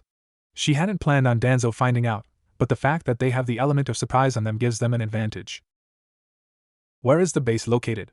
Bull responds by pulling a map out of his pockets. The map is a blown-up part of the city. On it, Bull has sketched a tentative layout of the base that he was able to scout. District 5, Section 17, Sector 56. It is a series of tunnels leading into a main chamber and several smaller rooms from what I could tell. Her frown deepens. District 5 is the south section. District 1 is the center of town and 2 through 5 are the directions on a compass. The sector mentioned just happens to be the closest one to the massive wall, meaning that the base most likely extends deep into the forest to avoid detection. Summon the umbu captains, Jonin team captains, and the clan heads and only the clan heads. Make it discreet as we don't want to tip our hand. Hi, Bull says before disappearing out the window. Tsunade smirks. The hunt begins. Time skip 3 weeks later, village inside Hai no Kuni. Naruto doubles over, panting with sweat dripping from his face. He grits his teeth and forces his bruised body to stand straight, despite the severe beating he is getting. He is sparring with Jiraiya and right now, he is losing very badly. While he has come a long way in the last few weeks, he is nowhere near Sannin level. He has chakra weights on as well as a resistance seal, making his limbs not only much heavier but making it harder to move, resulting in the toning of his body and a massive increase in speed. His chakra control skyrocketed with all the constant exercises he has been doing. 2 weeks in, he upgraded to kunai balancing. But not just kunai balancing, these kunai had a special weight seals inscribed on them. Jiraiya would make clones of his own and randomly add or take away chakra to each seal or multiple seals at the same time, making it very difficult to keep the right amount. The result is his reflexes in using chakra as well as being able to control chakra outside his body to grow immensely. His kenjutsu is also going well. Since the concept of using a sword is completely foreign to him, this particular skill set is taking the longest to adapt to. But through sheer mind-numbing repetitions, he is progressing at a steady rate. Hey, pay attention! Wall was all Naruto could get out before he starts flying on the Jiraiya's foot in Face Express. A red imprint of Jiraiya's foot appears on Naruto's face as he flies back, spit trailing in the air. He hits the ground after 20 feet or so and slides to a stop. I told you to stop daydreaming in the middle of a spar. Idiot. Oh yeah, that's something new too. Ever since Jiraiya altered the seal, that was fun to explain and convince Jiraiya to do it. It had some unexpected results, one being that Kyubi now can talk to him without having to go into the mindscape. Another is that his healing factor increased dramatically, allowing him to have a full workout every day and allowing his muscles to heal after tearing and the lactic acid to not build up as much. Naruto lies on the ground, waiting for his healing factor to make it possible to sit up. Jiraiya calmly walks over to Naruto and leans over him, blocking out the sun. Hey Gaki, you need to stop spacing out. It could be hazardous to your health. Naruto just groans. Great. First fuzzball here, now you. Jiraiya chuckles and helps Naruto to his feet. Well now, then you have some pretty good advice and I suggest you listen to it if you don't want to end up with injuries that take a few minutes to heal. Naruto is about to make a remark when he suddenly stops. It seems my clones are done cataloging all the scrolls. You just now finished that? Jiraiya asks blankly. A tick mark appears on Naruto's head. You try sorting through thousands of scrolls to see how long it takes you. And besides, I had to create my own storage seals, so I had to learn how to do that first. Jiraiya shakes his head clear. Whatever. How is your elemental chakra coming? Naruto sighs. While I can manipulate fire, I can't seem to use fire chakra. The only thing I can guess is that these tombs just give you the availability to manipulate the raw element, not use the elemental chakra that creates it. I will have to wait for the Rinnegan first before I can create fire. That is if we ever break that damn riddle. They set aside a few minutes each day thinking about it, but not too hard. They are in no hurry as it is less than a month in on a 3-year trip. Jiraiya nods in agreement. They begin to walk back to the campsite when Jiraiya turns to Naruto when a falcon lands on Jiraiya's shoulder. He reads the message the falcon is carrying before burning it and sending the falcon back. That was from Tsunade. Apparently Sasuke is with Orochimaru. On the way to being sealed, he somehow broke free and with Kabuto and a few Oto ninjas, they fled and the retrieval team was unsuccessful. Naruto just shrugs. Oh well. Looks I may get to repay him for those holes he put in my chest. Jiraiya looks at Naruto with sympathy. No kid should have to talk like that, especially not with his apathetic tone like it is an everyday occurrence that he gets stabbed in the back. Hey Gaki, at the end of this week we will be moving on. I think our next destination will be Suna. They can teach you wine manipulation better than me and the physical training will be intensive as well as learning to cope with that kind of environment. When we get there we will also devise a new training schedule. Naruto groans. That just means more pain of his muscles tearing and dehydra. A light bulb goes off in his head. He stops walking, making Jiraiya look at him with a curious expression. Gaki? Naruto? He repeats after not getting a response from the first one. Naruto walks up to Jiraiya. I think I figured it out. So it means. Time skip 3 years. Naruto jumps along the trees, grumbling about his current mission. While Tsunade never said that she wouldn't send him on a mission like this before he left, he got the sense that she wouldn't. Nonetheless, he isn't happy about it, but complies because of the mission parameters. Flashback 1 month, Hokage office. You want me to do what? Naruto says, showing more emotion in those 2 words in the entire 3 years he was away. Tsunade gives him a look that could kill. You heard me. Sasori gave up the time and location to meet one of his spies within Orochimaru's organization. You are going. It's not the mission I'm complaining about. It's the company. Tsunade sighs. The Gaara rescue team had just returned. She had sent Kakashi, Naruto, Guy, Kurenai, Anko, and Asuma to save Gaara. They had just made it there just before the Ichibi was extracted, saving Gaara's life then fending off Akatsuki. The result is Sasori is dead and Deidara is severely injured from a missing arm thanks to Asuma and his trench knives. Team 7 is assigned to the mission, but since Kakashi is having a problem with his Sharingan, an Umbu member will take his place. Naruto has no desire to see the girl who caused him so many problems. I know you don't want to go, but your job is just to shadow and provide backup if things get out of hand. And even if they do, with your mask nobody will recognize you. Once you obtain the information, return with Team 7 for debriefing. She does have a point. Nobody will recognize me, and with my several growth spurts thanks to the foxes and my techniques that technically don't exist anymore, things will be tolerable. Fine, but you owe me. Naruto looks out her window over the hell of a village that he somehow still wants to protect. Tsunade smiles. Good. You leave in 1 week. Just stick to the shadows and hopefully you will not have to make yourself known. But Murphy's Law always bites the ass at the worst possible times. End flashback.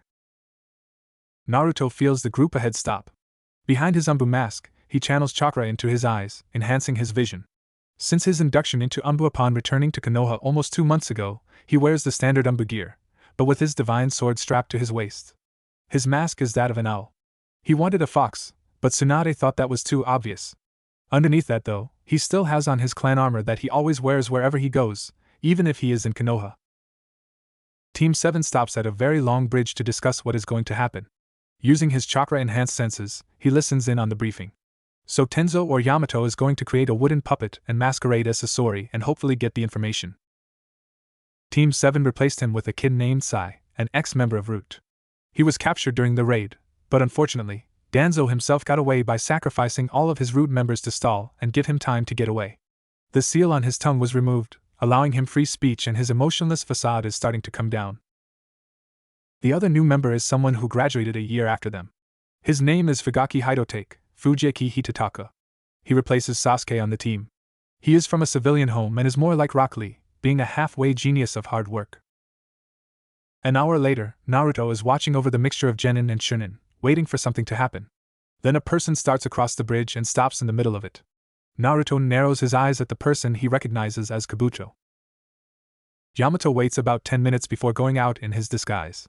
Naruto can barely make out the conversation over the long distance, but he hears it in case something happens to Yamato, and is unable to retell the information. That's when the shit hits the fan. The snake bastard himself appears and Yamato gets the top of his puppet slashed off by a chakra scalpel. Almost instantly, the lower-ranked team members run to Yamato to back him up. Naruto curses. This isn't going to end well. None of them are going to be able to even hold off Orochimaru, making Naruto break his cover. Naruto disappears in a shunshin and appears between the two groups, surprising the Konoha team. "Who are you?" Yamato asks cautiously. "I am Owl, Kanahigakurambu," Naruto replies. "Owl, I've never heard of Owl," comments Yamato. "I am a new addition. Hokage-sama sent me as backup in case things got out of hand. I will hold them off, retreat across the bridge," Naruto says in his monotone voice of the past 3 years. "What? You can't fight against a Sannin by yourself. You'll get yourself killed," yells Sakura. Naruto tries not to wince at her scream, but isn't successful. "Please do as I ask. I am the only one here capable of doing this," Naruto says as he frees his hands. He flies through a few hand signs. Anetsusiai, Enko no Ryujin. Thermal release, Flames of the Dragon King. A white flame shoots out of his mouth at astounding speeds. It covers the entire width of the 20 feet that make up the width of the bridge and 4 times as long. This flame forces Kabuto and Orochimaru to shunshin back to the end of the bridge. Naruto is about to follow them when Yamato puts a hand on his shoulder. "I will go with you. As an Umbu myself, I am curious to know what you can do. I also want to help you so you don't have to fight a 2-on-1. Naruto rolls it over in his head for a while. "Alright, Tenzo, but Orochimaru is mine as I am the closest to him in abilities, if not equal." Naruto jumps off after them while Yamato tells Team 7 to stay on the far side of the bridge before jumping after Owl. Owl runs through some hand signs, not that he needs to, but to hide his true abilities, and channels his chakra. Futon, Kami Oroshur. Wind release, Godly Wind from the Mountain. A blast of wind pummels Orochimaru and Kabuto, but it is far stronger than either anticipated and both are flung back with Naruto chasing the snake himself. Orochimaru hits the ground and regains his composure and feels someone heading towards him. He recognizes it as the Umbu and he obviously is no ordinary shinobi to use a sub-element like that and does a few hand signs. Kuchios no Jutsu. Summoning Technique. A 10-story purple snake appears with Orochimaru on his head. You better have my sacrifices or I'm leaving," Manda hisses. Just then Naruto enters the clearing created by Manda. Naruto takes one look at the boss summons and knows that to fight both of them at the same time is pressing his luck, so he decides to level the playing field. He pulls back his sleeve, revealing the upper part of the gauntlet, and smears blood from his recently bit thumb on a seal. "Kuchios no Jutsu," he says. An enormous puff of smoke reveals a dragon about 3/4 the size of Manda. Its scales are pale blue with 4 legs and large leathery wings protruding from its back. Think Western-style dragon, not an Asian. Naruto stands on its head, staring down Orochimaru. "For what purpose have I been summoned?" booms the dragon. "I thought you might like a snack, Hitomi-sama." That's Manda, the snake boss summons. And on top of him is Orochimaru, biggest pedophile in the elemental nations. Oh, did I mention that he likes male children? Now Hitomi is a mother of several generations, meaning that motherly instincts are very strong. This gets her blood boiling. Smoke unconsciously pours from her snout as she bares her fangs at the duo. Come, hatchling. We have someone to kill! She beats her wings with tremendous force, and they become airborne. She takes a diving swipe at Orochimaru. Manda, not wanting to die, moves out of the way. He hisses angrily at Orochimaru. What the hell? You summoned me to a fight with the Dragon Clan? I will require 200 more sacrifices for this and pray that I don't kill you myself. Meanwhile, Hitomi is circling around for another strafe. Hitomi-sama, give me some fire. With pleasure. Hitomi takes in a deep breath and breathes out a flood of fire, much larger than any human can ever hope of making. Not bothering with the hand signs this time, Naruto channels his chakra. Futon, Astagai. Wind release, pressure damage. A huge tornado erupts right in front of Flames, turning it from a tornado to a fire cyclone as Naruto directs the attack right at Manda and Orochimaru. After a full minute of the attack, Hitomi and Naruto let the attack die down. Where the cyclone was is just a large patch of burnt and charred land. Hitomi lands on the ground and Naruto hops off. As soon as Naruto touches the ground, Manda bursts from the ground and coils himself around Hitomi. She lets out a roar and Manda sinks his teeth into her from an angle that her scales don't protect from. Naruto watches in horror as she shakes Manda off, but the damage had already been done. Hitomi-sama! Naruto shouts. Kukukuku. Did you really think that it would be so easy to beat me? Naruto turns to see Orochimaru walking calmly towards him. Another roar out of Hitomi forces Naruto to look back. Somehow Hitomi had turned in Manda's vice grip and is proceeding to scratch, burn, and bite at Manda's head. Manda rears back and bites her neck. In a giant puff of smoke, she disappears. It seems that your boss summons is not as powerful as mine. Naruto smirk. Hitomi isn't the boss summons. I just summoned her because she hates perverts and especially pedophiles. I just hope she is okay. Let's see how you fare against Hiromi. Naruto bites his thumb again and smears it again on the seal. Kuchiyos no Jutsu. This time when the smoke clears, a dragon 2 stories taller than Manda appears. Naruto, even on top of the colossal beast, can see Orochimaru's eyes bug out. Hiromi has the same style body as Hitomi, only she is solid gold with wings that could span across half of Konoha. Her fierce amethyst eyes glare at Manda. Her snout is long and has several sharp spikes underneath her chin. Naruto-sama, am I to assume that these are the people that injured Hitomi? A feminine voice says softly as to not make Naruto deaf. Yeah. How is she, by the way? She is in intensive care. We managed to get most of the poison out of her system, but she won't be able to move for a while. Naruto lets out a sigh of relief. That's good. Now if you take care of Manda over there, I can handle Orochi team. Very well, Naruto-sama. When this is over, make sure to summon me later. We have something to discuss. Naruto rubs her head between the scales in acknowledgement before sliding down her to reach a safe height to jump to the ground. As soon as Naruto is on the ground, Hiromi speeds off after Manda. Naruto walks slowly towards Orochimaru, who just recovered from his stupor. What kind of summon was that? I created a seal that stores my excess chakra and uses it for summoning. It is like a regular summons, but I don't use chakra and I always appear on top of the bigger summons. Orochimaru smirks. After he kills the Sambu, he will steal the seal and use it for his own means. In the meantime, Orochimaru flashes though a dozen hand signs. Mandara no Jin. Myriad snake net formation. Hundreds of snakes pour from Orochimaru's mouth and rush forward. As they move, they multiply exponentially, creating thousands of snakes, literally creating a wall of snakes, each with their own Kusanagi blades extended. They get within 20 feet of Naruto before he channels his chakra. Anatsusiai, High Note no Yomi. Thermal release, flames of the underworld.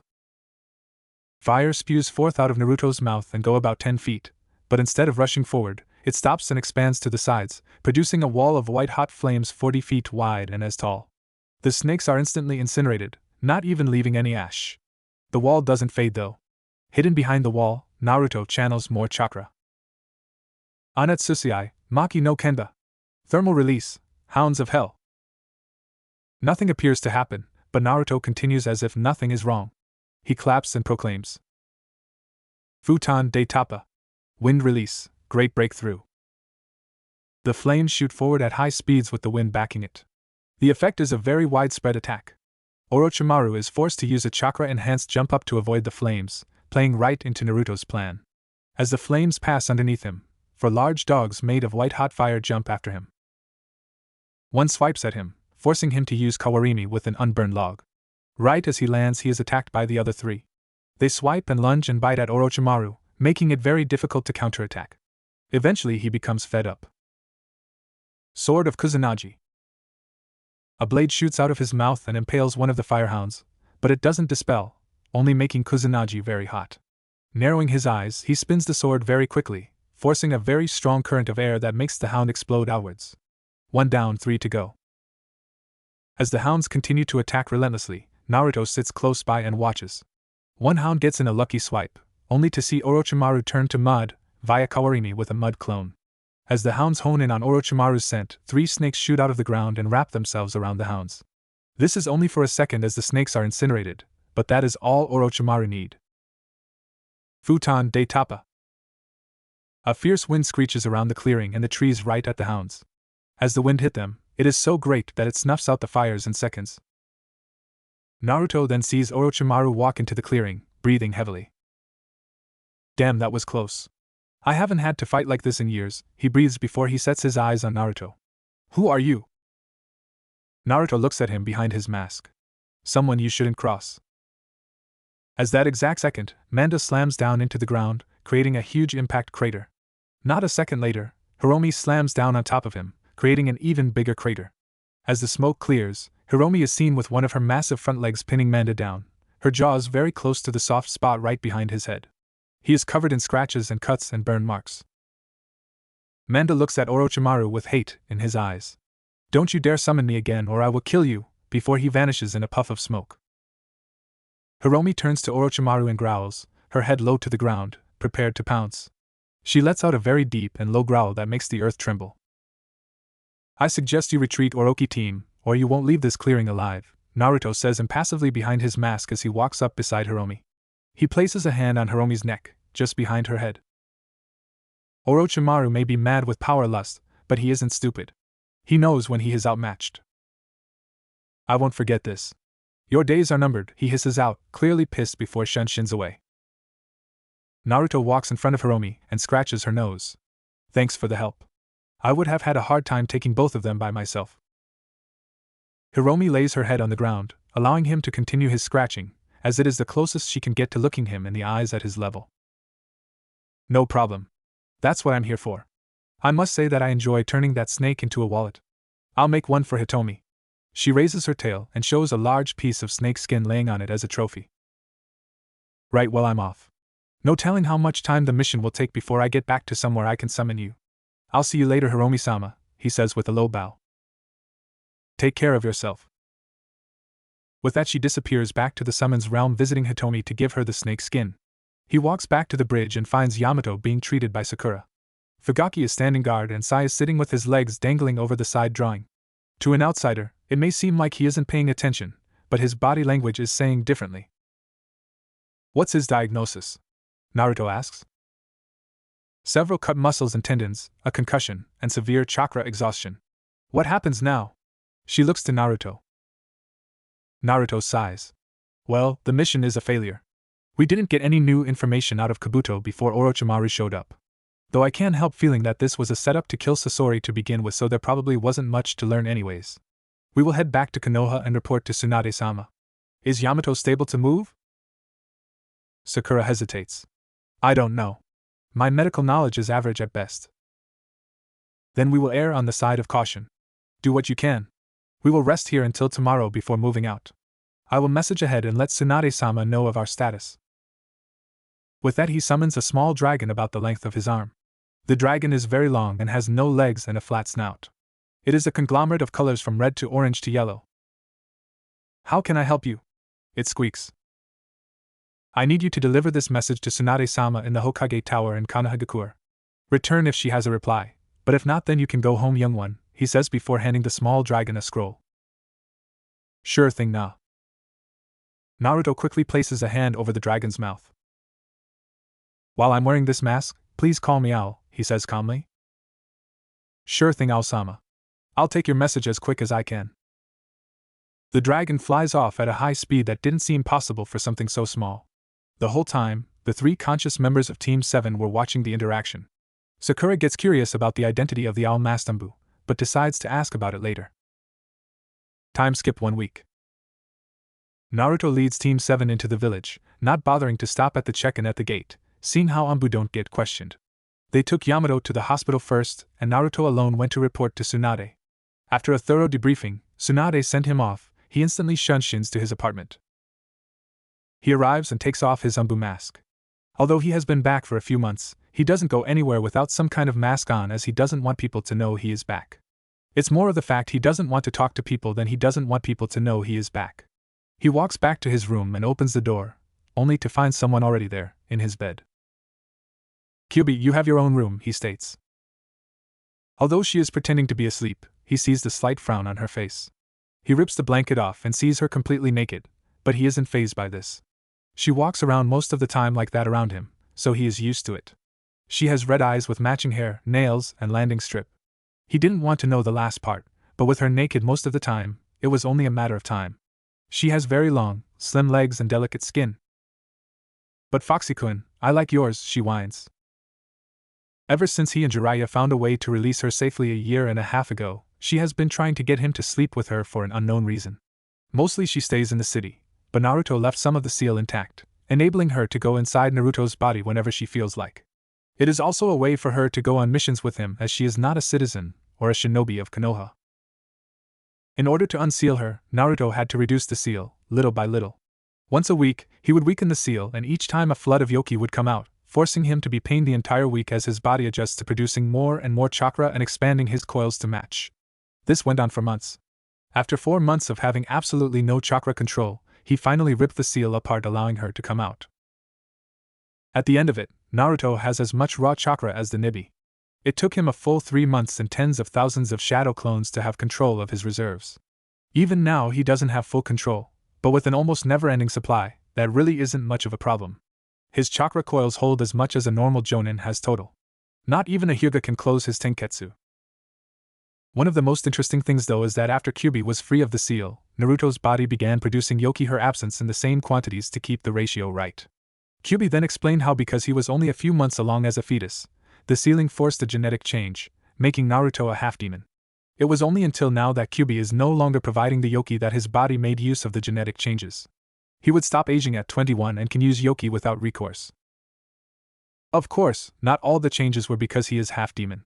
Because of the malnutrition on his early years, his growth was stunted. Kyubi rectified this by forcing Naruto's body through months of constant growth to make up for lost time. He is now 16 and 6 feet 2 inches. Naruto folds the comforter and starts to take off his Anbu gear. Kyubi, seeing him completely ignore her, frowns even more. She sits up and hugs him from behind, her massive assets pushing into his back. "Come on, Foxy. Why won't you pay attention to me? I've tried everything I can think of. Is there no way to break you out of your shell?"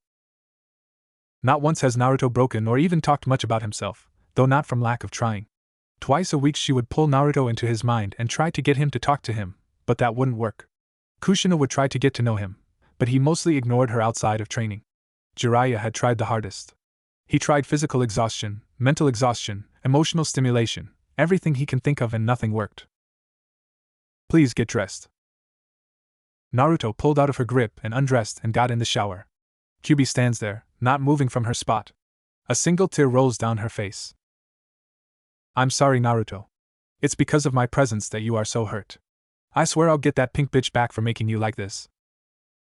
Just then an Anbu knocks at the front door. He storms in without it being let in and goes right to Naruto's room.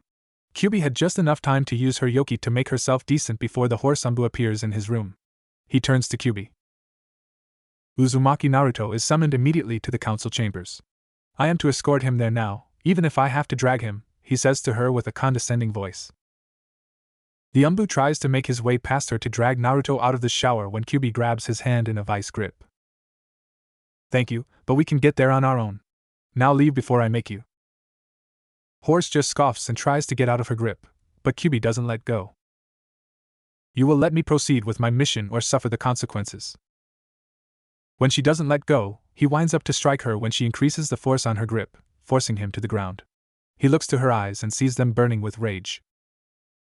"As I told you before, we know where it is." She hoists him up and walks to the door and kicks him out into the street, and just lies there, unmoving. It isn't the force of the impact with the concrete that made him pass out, it was the kick to the balls with Tsunade-like strength that made him succumb to unconsciousness. She walks back to Naruto's room to see him dressed in a gray hoodie, gauntlets, greaves, and umbu pants. What was that about? He had heard someone in his bedroom, and then Kyubi speak. We have been summoned to the advisory board. The umbu was about to drag you out of the shower to bring you to the council chambers.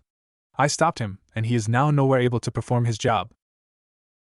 Naruto gets a bad feeling about the condition of the umbu that Kyubi left him in, but lets it go.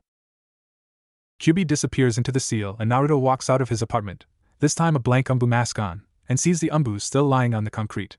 Naruto walks over to him and lifts his mask. On the inside, and Naruto sees something. He goes over and examines the man before picking up the man and carrying him over his shoulder to the council room. When Naruto walks in, he sees the advisory board all looking at him with the umbu over his shoulder. He tosses the mask to the clan heads after dumping the unconscious man unceremoniously onto the floor near an umbu. It appears that Danzo is not yet done with Konoha. The board looks concerned about this. They pass around the mask and find the kanji for root inscribed on the inside. He also has a seal on his tongue. If that doesn't prove he is a root, then I don't know what will, Naruto informs the board. He knows about the council purges, as they are called by the shinobi, and knows that Danzo is now a B-rank missing nin. We will deal with this another time. Umbu, take him to Ibiki and have him begin the standard seal breaking that Jiraiya made. Oh, and make sure to search for cyanide capsules. Ibiki then has my authority to find out whatever he can by any means necessary. The umbu salutes and disappears in a shunshin with the root's spy. Tsunade then turns to Naruto. Now Naruto, I do believe that you have some inheritance for me to give you still. Here are the keys to the Namake's estate. I have unlocked your clan accounts so those are available for use. The board will also like to know your abilities so we may plan on later events. You have the option of not telling though, as I won't force you. Naruto takes the keys and pockets them and turns to the board. He takes off the mask. The board all take a collective breath. You have the Rinnegan? Choza asks. Naruto nods. How do you possess such a bloodline? We don't know enough about it for us to know. Naruto shakes his head. This is going to take a long time to explain. After finishing telling the Uzumaki history up to the sage and how the Uchiha have the Sharingan, he becomes silent. He left out the tombs and the fact that he can gain the Sharingan, but nobody needs to know about that. I won't tell you what I can do, as no ninja reveals what they can do unless they have to. Sorry, but even as heads of the clans, you hide what exactly you can do, so I don't see why I should reveal what I can do. For now, just know that I have an affinity with all elements and gravity. Well, have you gained control over the Kyubi at all? Shikaku asks, hoping to get something out of him besides the textbook answer that all of them knew he had. It's interesting you should ask. Actually, Kyubi isn't linked to me anymore, but she prefers to stay with me for whatever reason. As such, I no longer have access to her yoki. But before I head up to Four Tails. A poof of smoke, and standing next to Naruto is a waist-high red fox with 9 swirling tails. The entire board jumps back and prepares to fight. Kyubi chuckles at the board's reactions. And what can you do against me mortals? The board is about to jump Kyubi when Tsunade slams a hand on the table, getting everyone's attention. I can assure you that if Kyubi wanted us dead, we would be a long time ago. She has been out for over a year.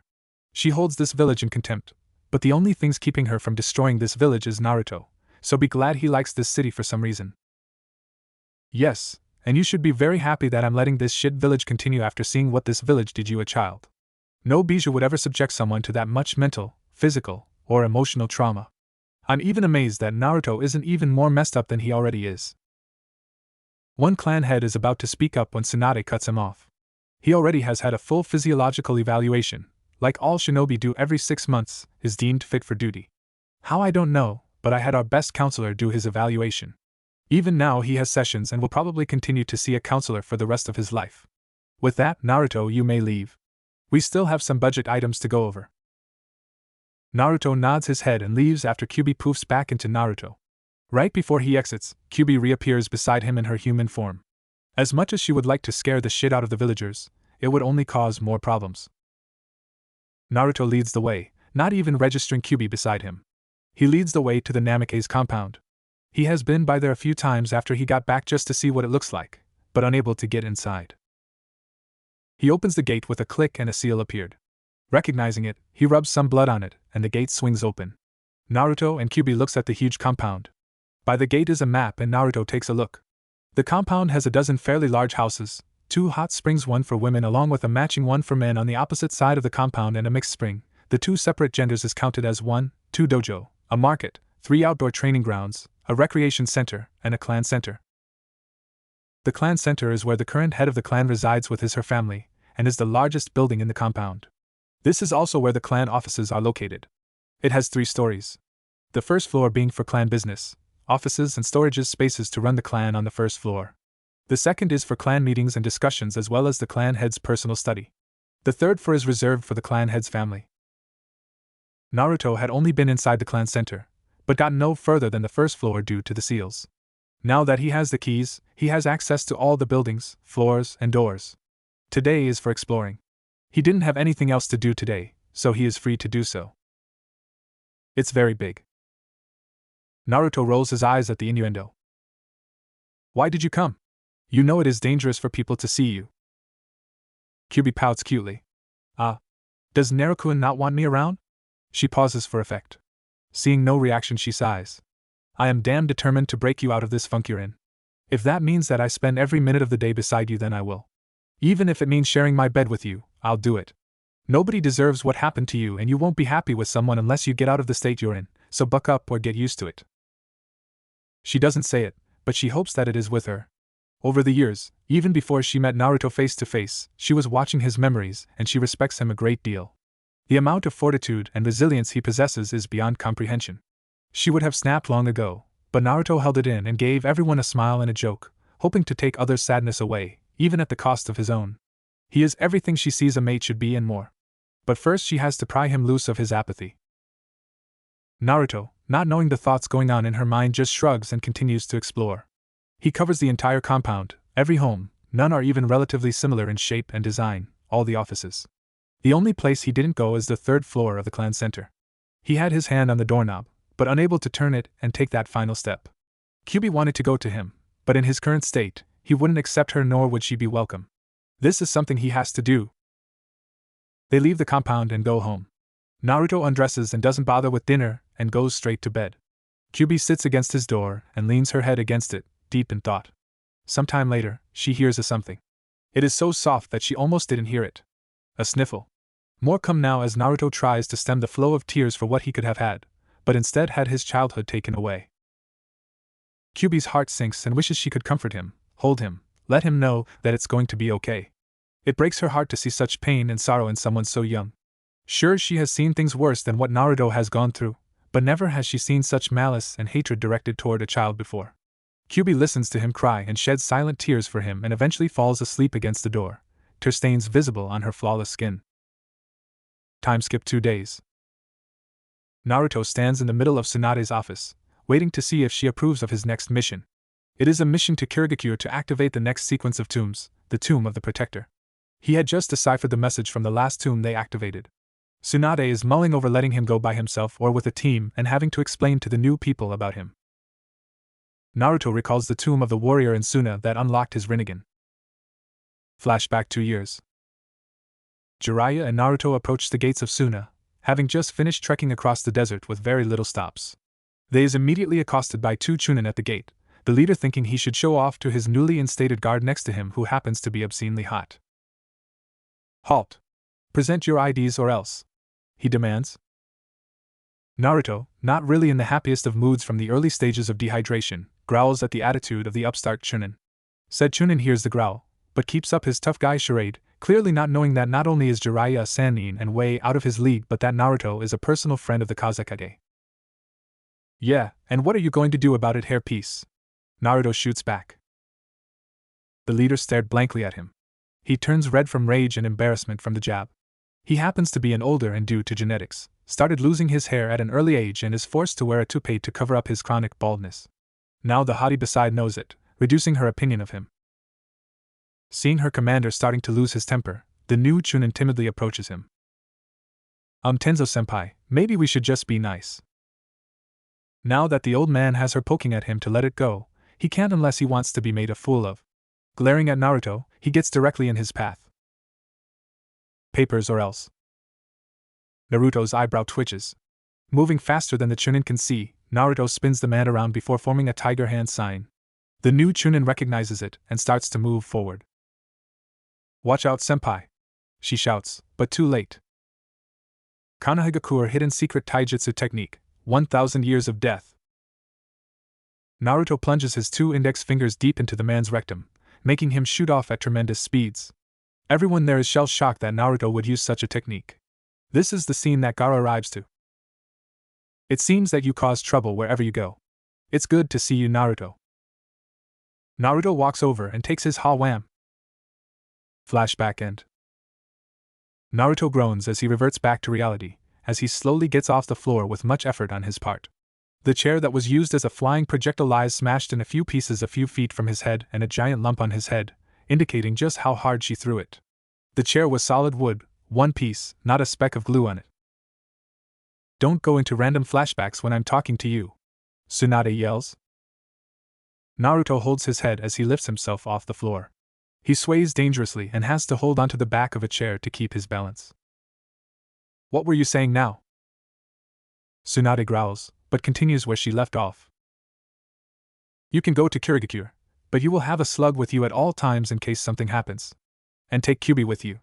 I know she goes where she wants now, but since you won't have any backup and I can't assign a guard, she is the best bet to keep you safe. Also, Mizuno Kuni is in the middle of a civil war, a fight between the bloodline clans and the Mizukage who wants to exterminate them. You will not participate in helping either. It will strictly be defensive rules of engagement. Is that clear? Naruto nods his head. If he, a Konoha ninja, were to engage in a battle with the current Mizukage and the rebels are defeated, it will spell very serious consequences for Konoha. If he were to side with the Mizukage, then Konoha could be caught up in the political nightmare that the bloodline purges are. What? I didn't hear you, Tsunade presses, talking no chance that he doesn't understand her words. Yes, I understand, Tsunade-sama. How long do I have to complete the mission and what will my cover be?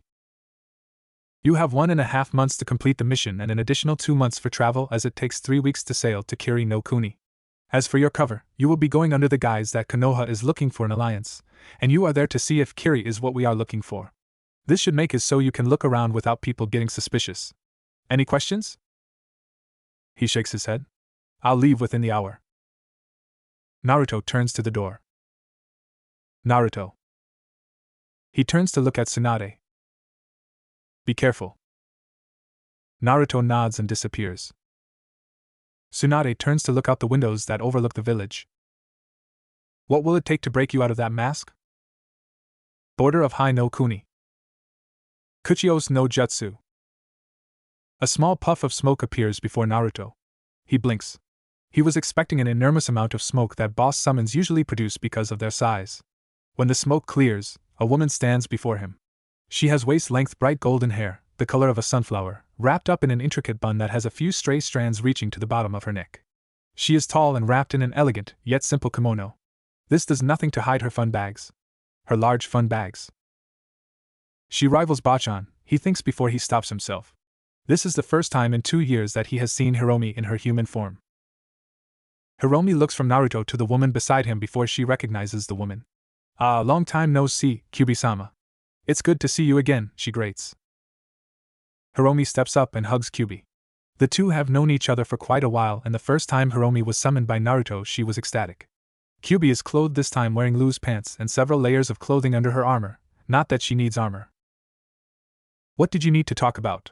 Naruto asks. Hiromi looks towards Naruto, suddenly nervously. She opens and closes her mouth several times, but nothing comes out. Naruto stands there patiently waiting.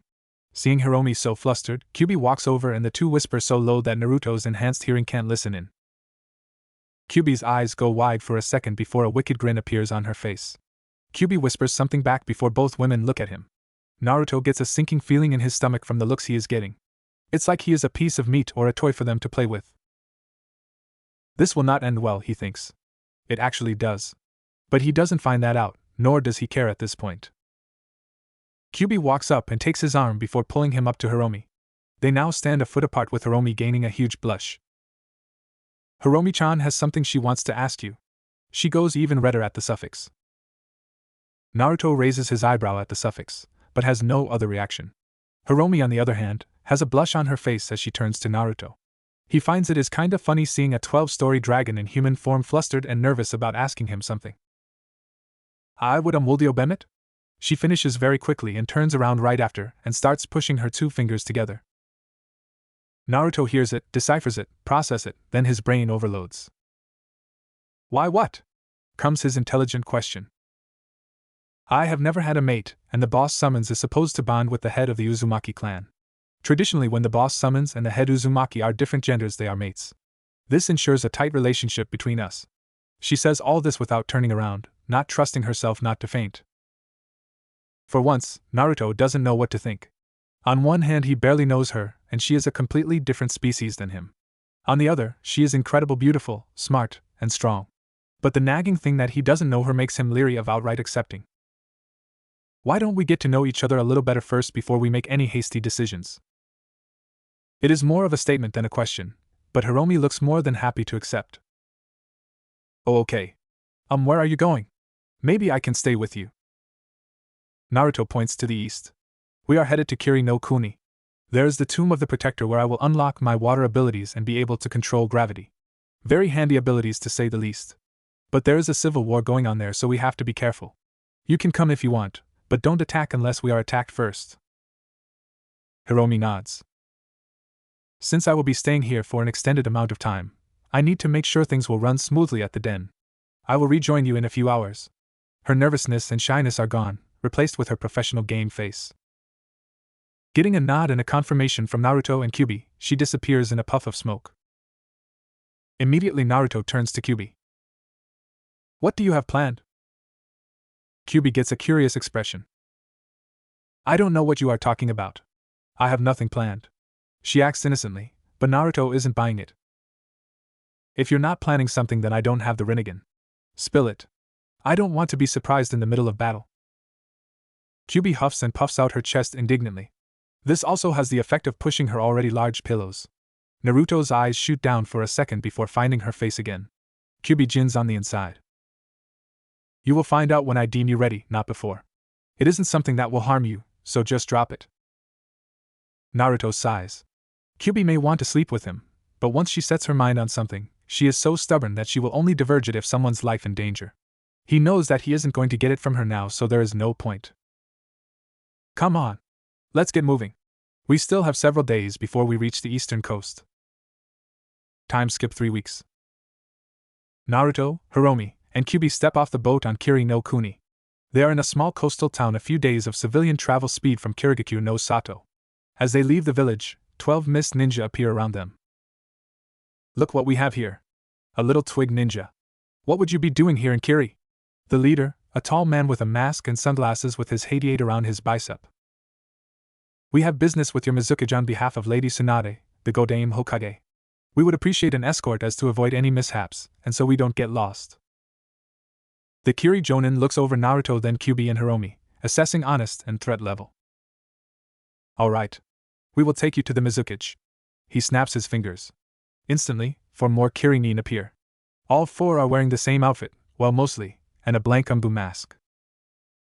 Take these 3 to Lord Mizukage. They are not to be harmed.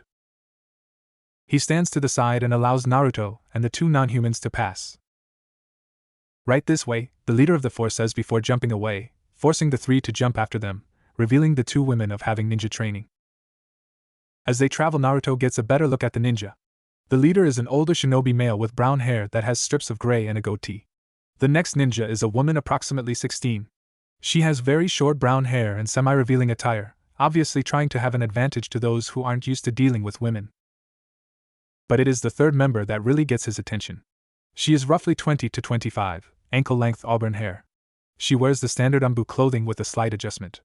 Her assets are very large, making the normal armor unwearable even with bindings, so she has on some kind of separate armor that is a few sizes too big for her.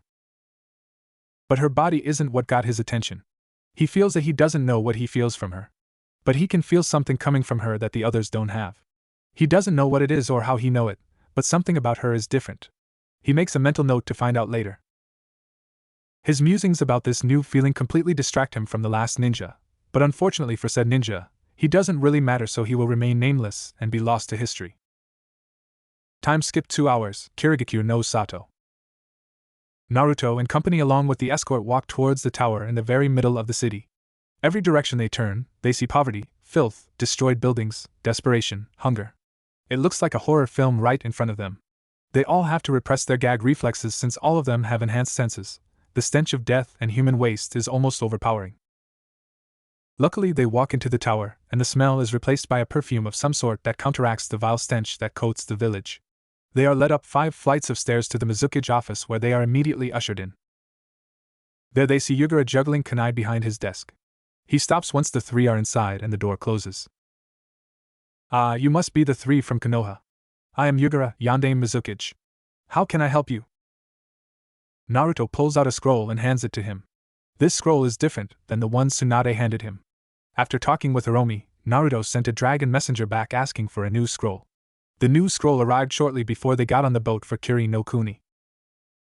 We are a delegation from Konohagakure sent to assess the potential of a Kiri-Konoha trade agreement and/or alliance.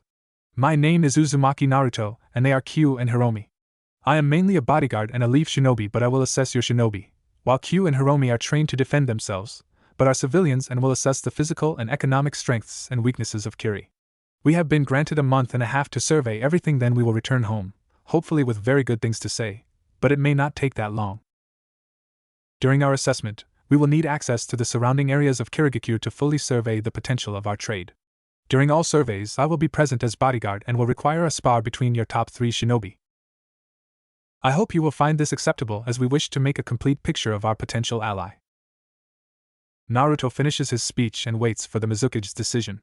Meanwhile, in the Mizukage's head, he can't believe this chance. If he can get Konoha involved, the rebels will stand no chance. But even if they don't accept the alliance, the trade will be a much welcome source of income. Alright, Uzumaki-san. I'll allow it, but you will have an escort at all times.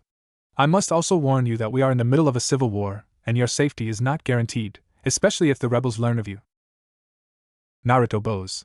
Thank you, Mizukage Dano. Your warning is welcome, but I think we will be alright. We won't go far from Kirigakure, just a few miles out to conduct our surveys. When can we expect the spars? Yugura thinks for a second. There is no rush, but he wants to impress him quickly. It may have an effect on how they view the city. In 2 days the spars will commence. If you have no other questions, let me get you a guide who will show you to your living arrangements. Jonin number 315, escort our guests to the VIP hotel. Instantly, the same woman that Naruto got the strange feeling from appears in front of them. Kirigakure no Sato. Naruto wakes with a start. Something or more someone is on top of him. He lifts his head and opens his eyes and sees flaming red hair lying on his chest, her bare back clearly in view for all to see. He shifts his view further down and sees her breast smashed against his bare chest. He blinks as he doesn't remember falling asleep like this. He creates a clone and Kawarimis with it, and instantly finds himself without boxers or pants. He sighs. She keeps trying. I bet she was hoping to wake up before me and rape me or smother me with those weapons of hers. He hops in the shower and makes it very quick as he doesn't want Kyubi to get any ideas about joining him. He dresses quickly and as he leaves he dispels the clone and wakes Kyubi as she falls onto the bed. Naruto knocks on the door to the other room where Hiromi sleeps and makes sure she is up as well. He goes and starts breakfast, and after a few minutes, Kyubi comes out looking none too happy. She is in a skimpy bathrobe made out of yoki. You know, there are better ways to wake a woman. Naruto deadpans. Yeah, I bet. Whatever. Why did you sleep in my bed last night instead of with Hiromi? He asks. Kyubi pouts. I already told you. I like your bed better. It doesn't matter where you sleep as it is automatically better than anywhere else. Naruto rolls his eyes and finishes making breakfast as Hiromi appears in the kitchen. Good morning, Naruto-kun, Kyubi-chan, she yawns out. He looks at her before turning away like it nothing. It then registers what she is wearing and he snaps back to her. She is wearing a nightgown that wouldn't be out of place in a strip club. It has 2 pieces. The top has long sleeves and comes just over her breast and clasps once with a button just below her breasts, showing a lot of cleavage, then flares out again showing her very toned and flat stomach. Her bottom part is a skirt that stops right about mid to high thigh. Did I mention the fact that the material of both pieces is nearly see-through? Well, it is. Naruto can practically see all her body, which is on par with Kyubi's, and he doesn't see any lines from underwear. So either she hides her underwear really well or she isn't wearing any at all. He has to hold his nose to prevent the blood from making him shoot back. Hiromi just moves on past him, but Kyubi notices the trickle of blood that gets past his fingers. Hiromi-chan, I think Naruto-kun is having dirty thoughts about you. Hiromi looks around to Naruto as he turns around to hide his nosebleed. What he misses is the smirk she has on her face. The two women dig into the breakfast at the counter with tall stools while Naruto waits for his nose to stop bleeding so he can let his nose go and release the pent-up blood, which he is eventually able to do without passing out. Naruto turns around having regained control over himself, and eats his breakfast as well, trying not to stare at Hiromi. Kyubi sees this and has a smirk on her face. Ha, no man can stand up to two women. I just hope that this works. Hiromi finishes first and places her breasts on the counter, making them seem even larger while feigning ignorance. So what are we going to do today? She asks, looking bored. Well, Naruto says with a mouthful. He swallows before continuing. I think that we should start with the city itself. We spend at the least a week looking around the city. From there we go to just outside the city for 2 weeks and then to the surrounding villages for 3 weeks. The final week we meet here and have one more survey through. What do you think? Well, to be honest, it may take more than a few weeks to get a complete picture of the surrounding towns. Plus, there are also the rebels to think about.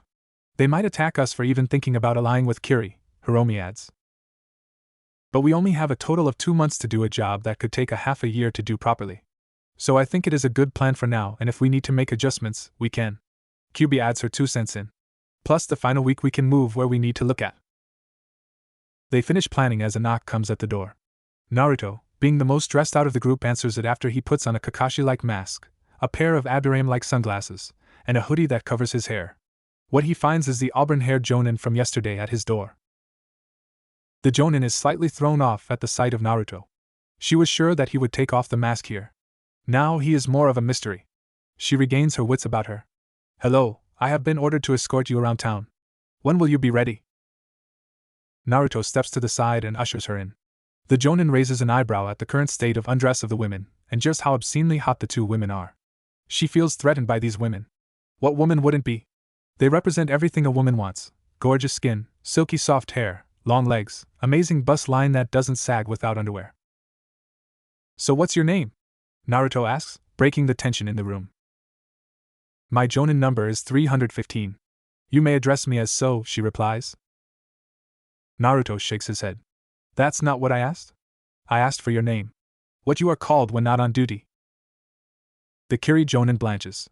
Nobody has showed enough interest in her to wonder about her past, her body, much less ask about her name.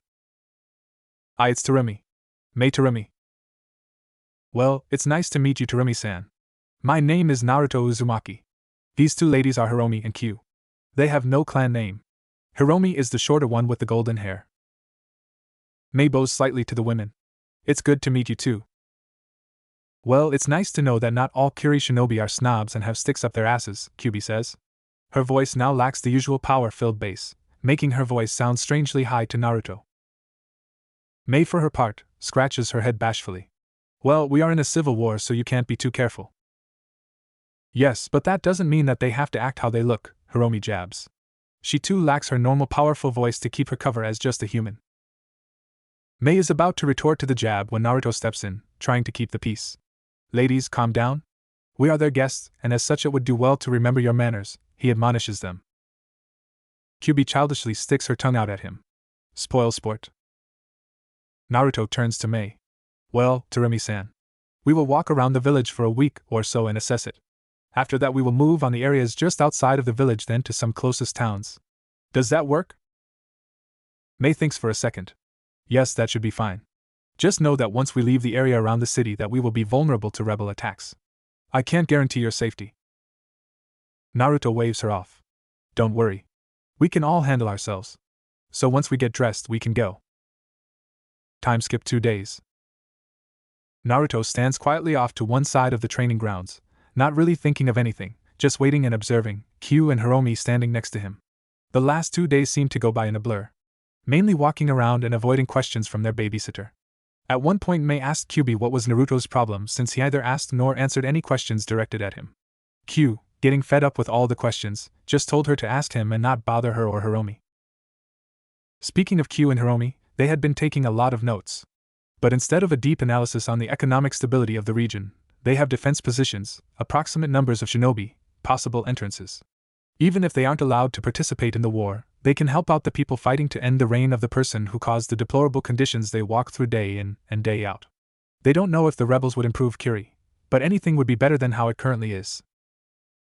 Naruto is awoken from his musings when 4 people walk into view.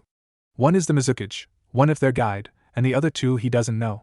He is wearing his half mask and glasses to hide his features, making the Mizukage a little on edge since he can't read Naruto's face. Welcome, Naruto-san. We shall test my best Jonin against you. How shall the matches proceed? Naruto shrugs. Send 2 at first and the next match will be against 1. The matches will be all out until one side is completely incapacitated or too injured to continue the fight. No killing strikes, and if you would Mizukage-sama be the referee. Yugura raises an eyebrow at the setup, but it is how he wants it. Jonin number 385 and number 215 will be the first match. Jonin number 315 will be the second. But Jonin number 18 will referee. Naruto nods his understanding.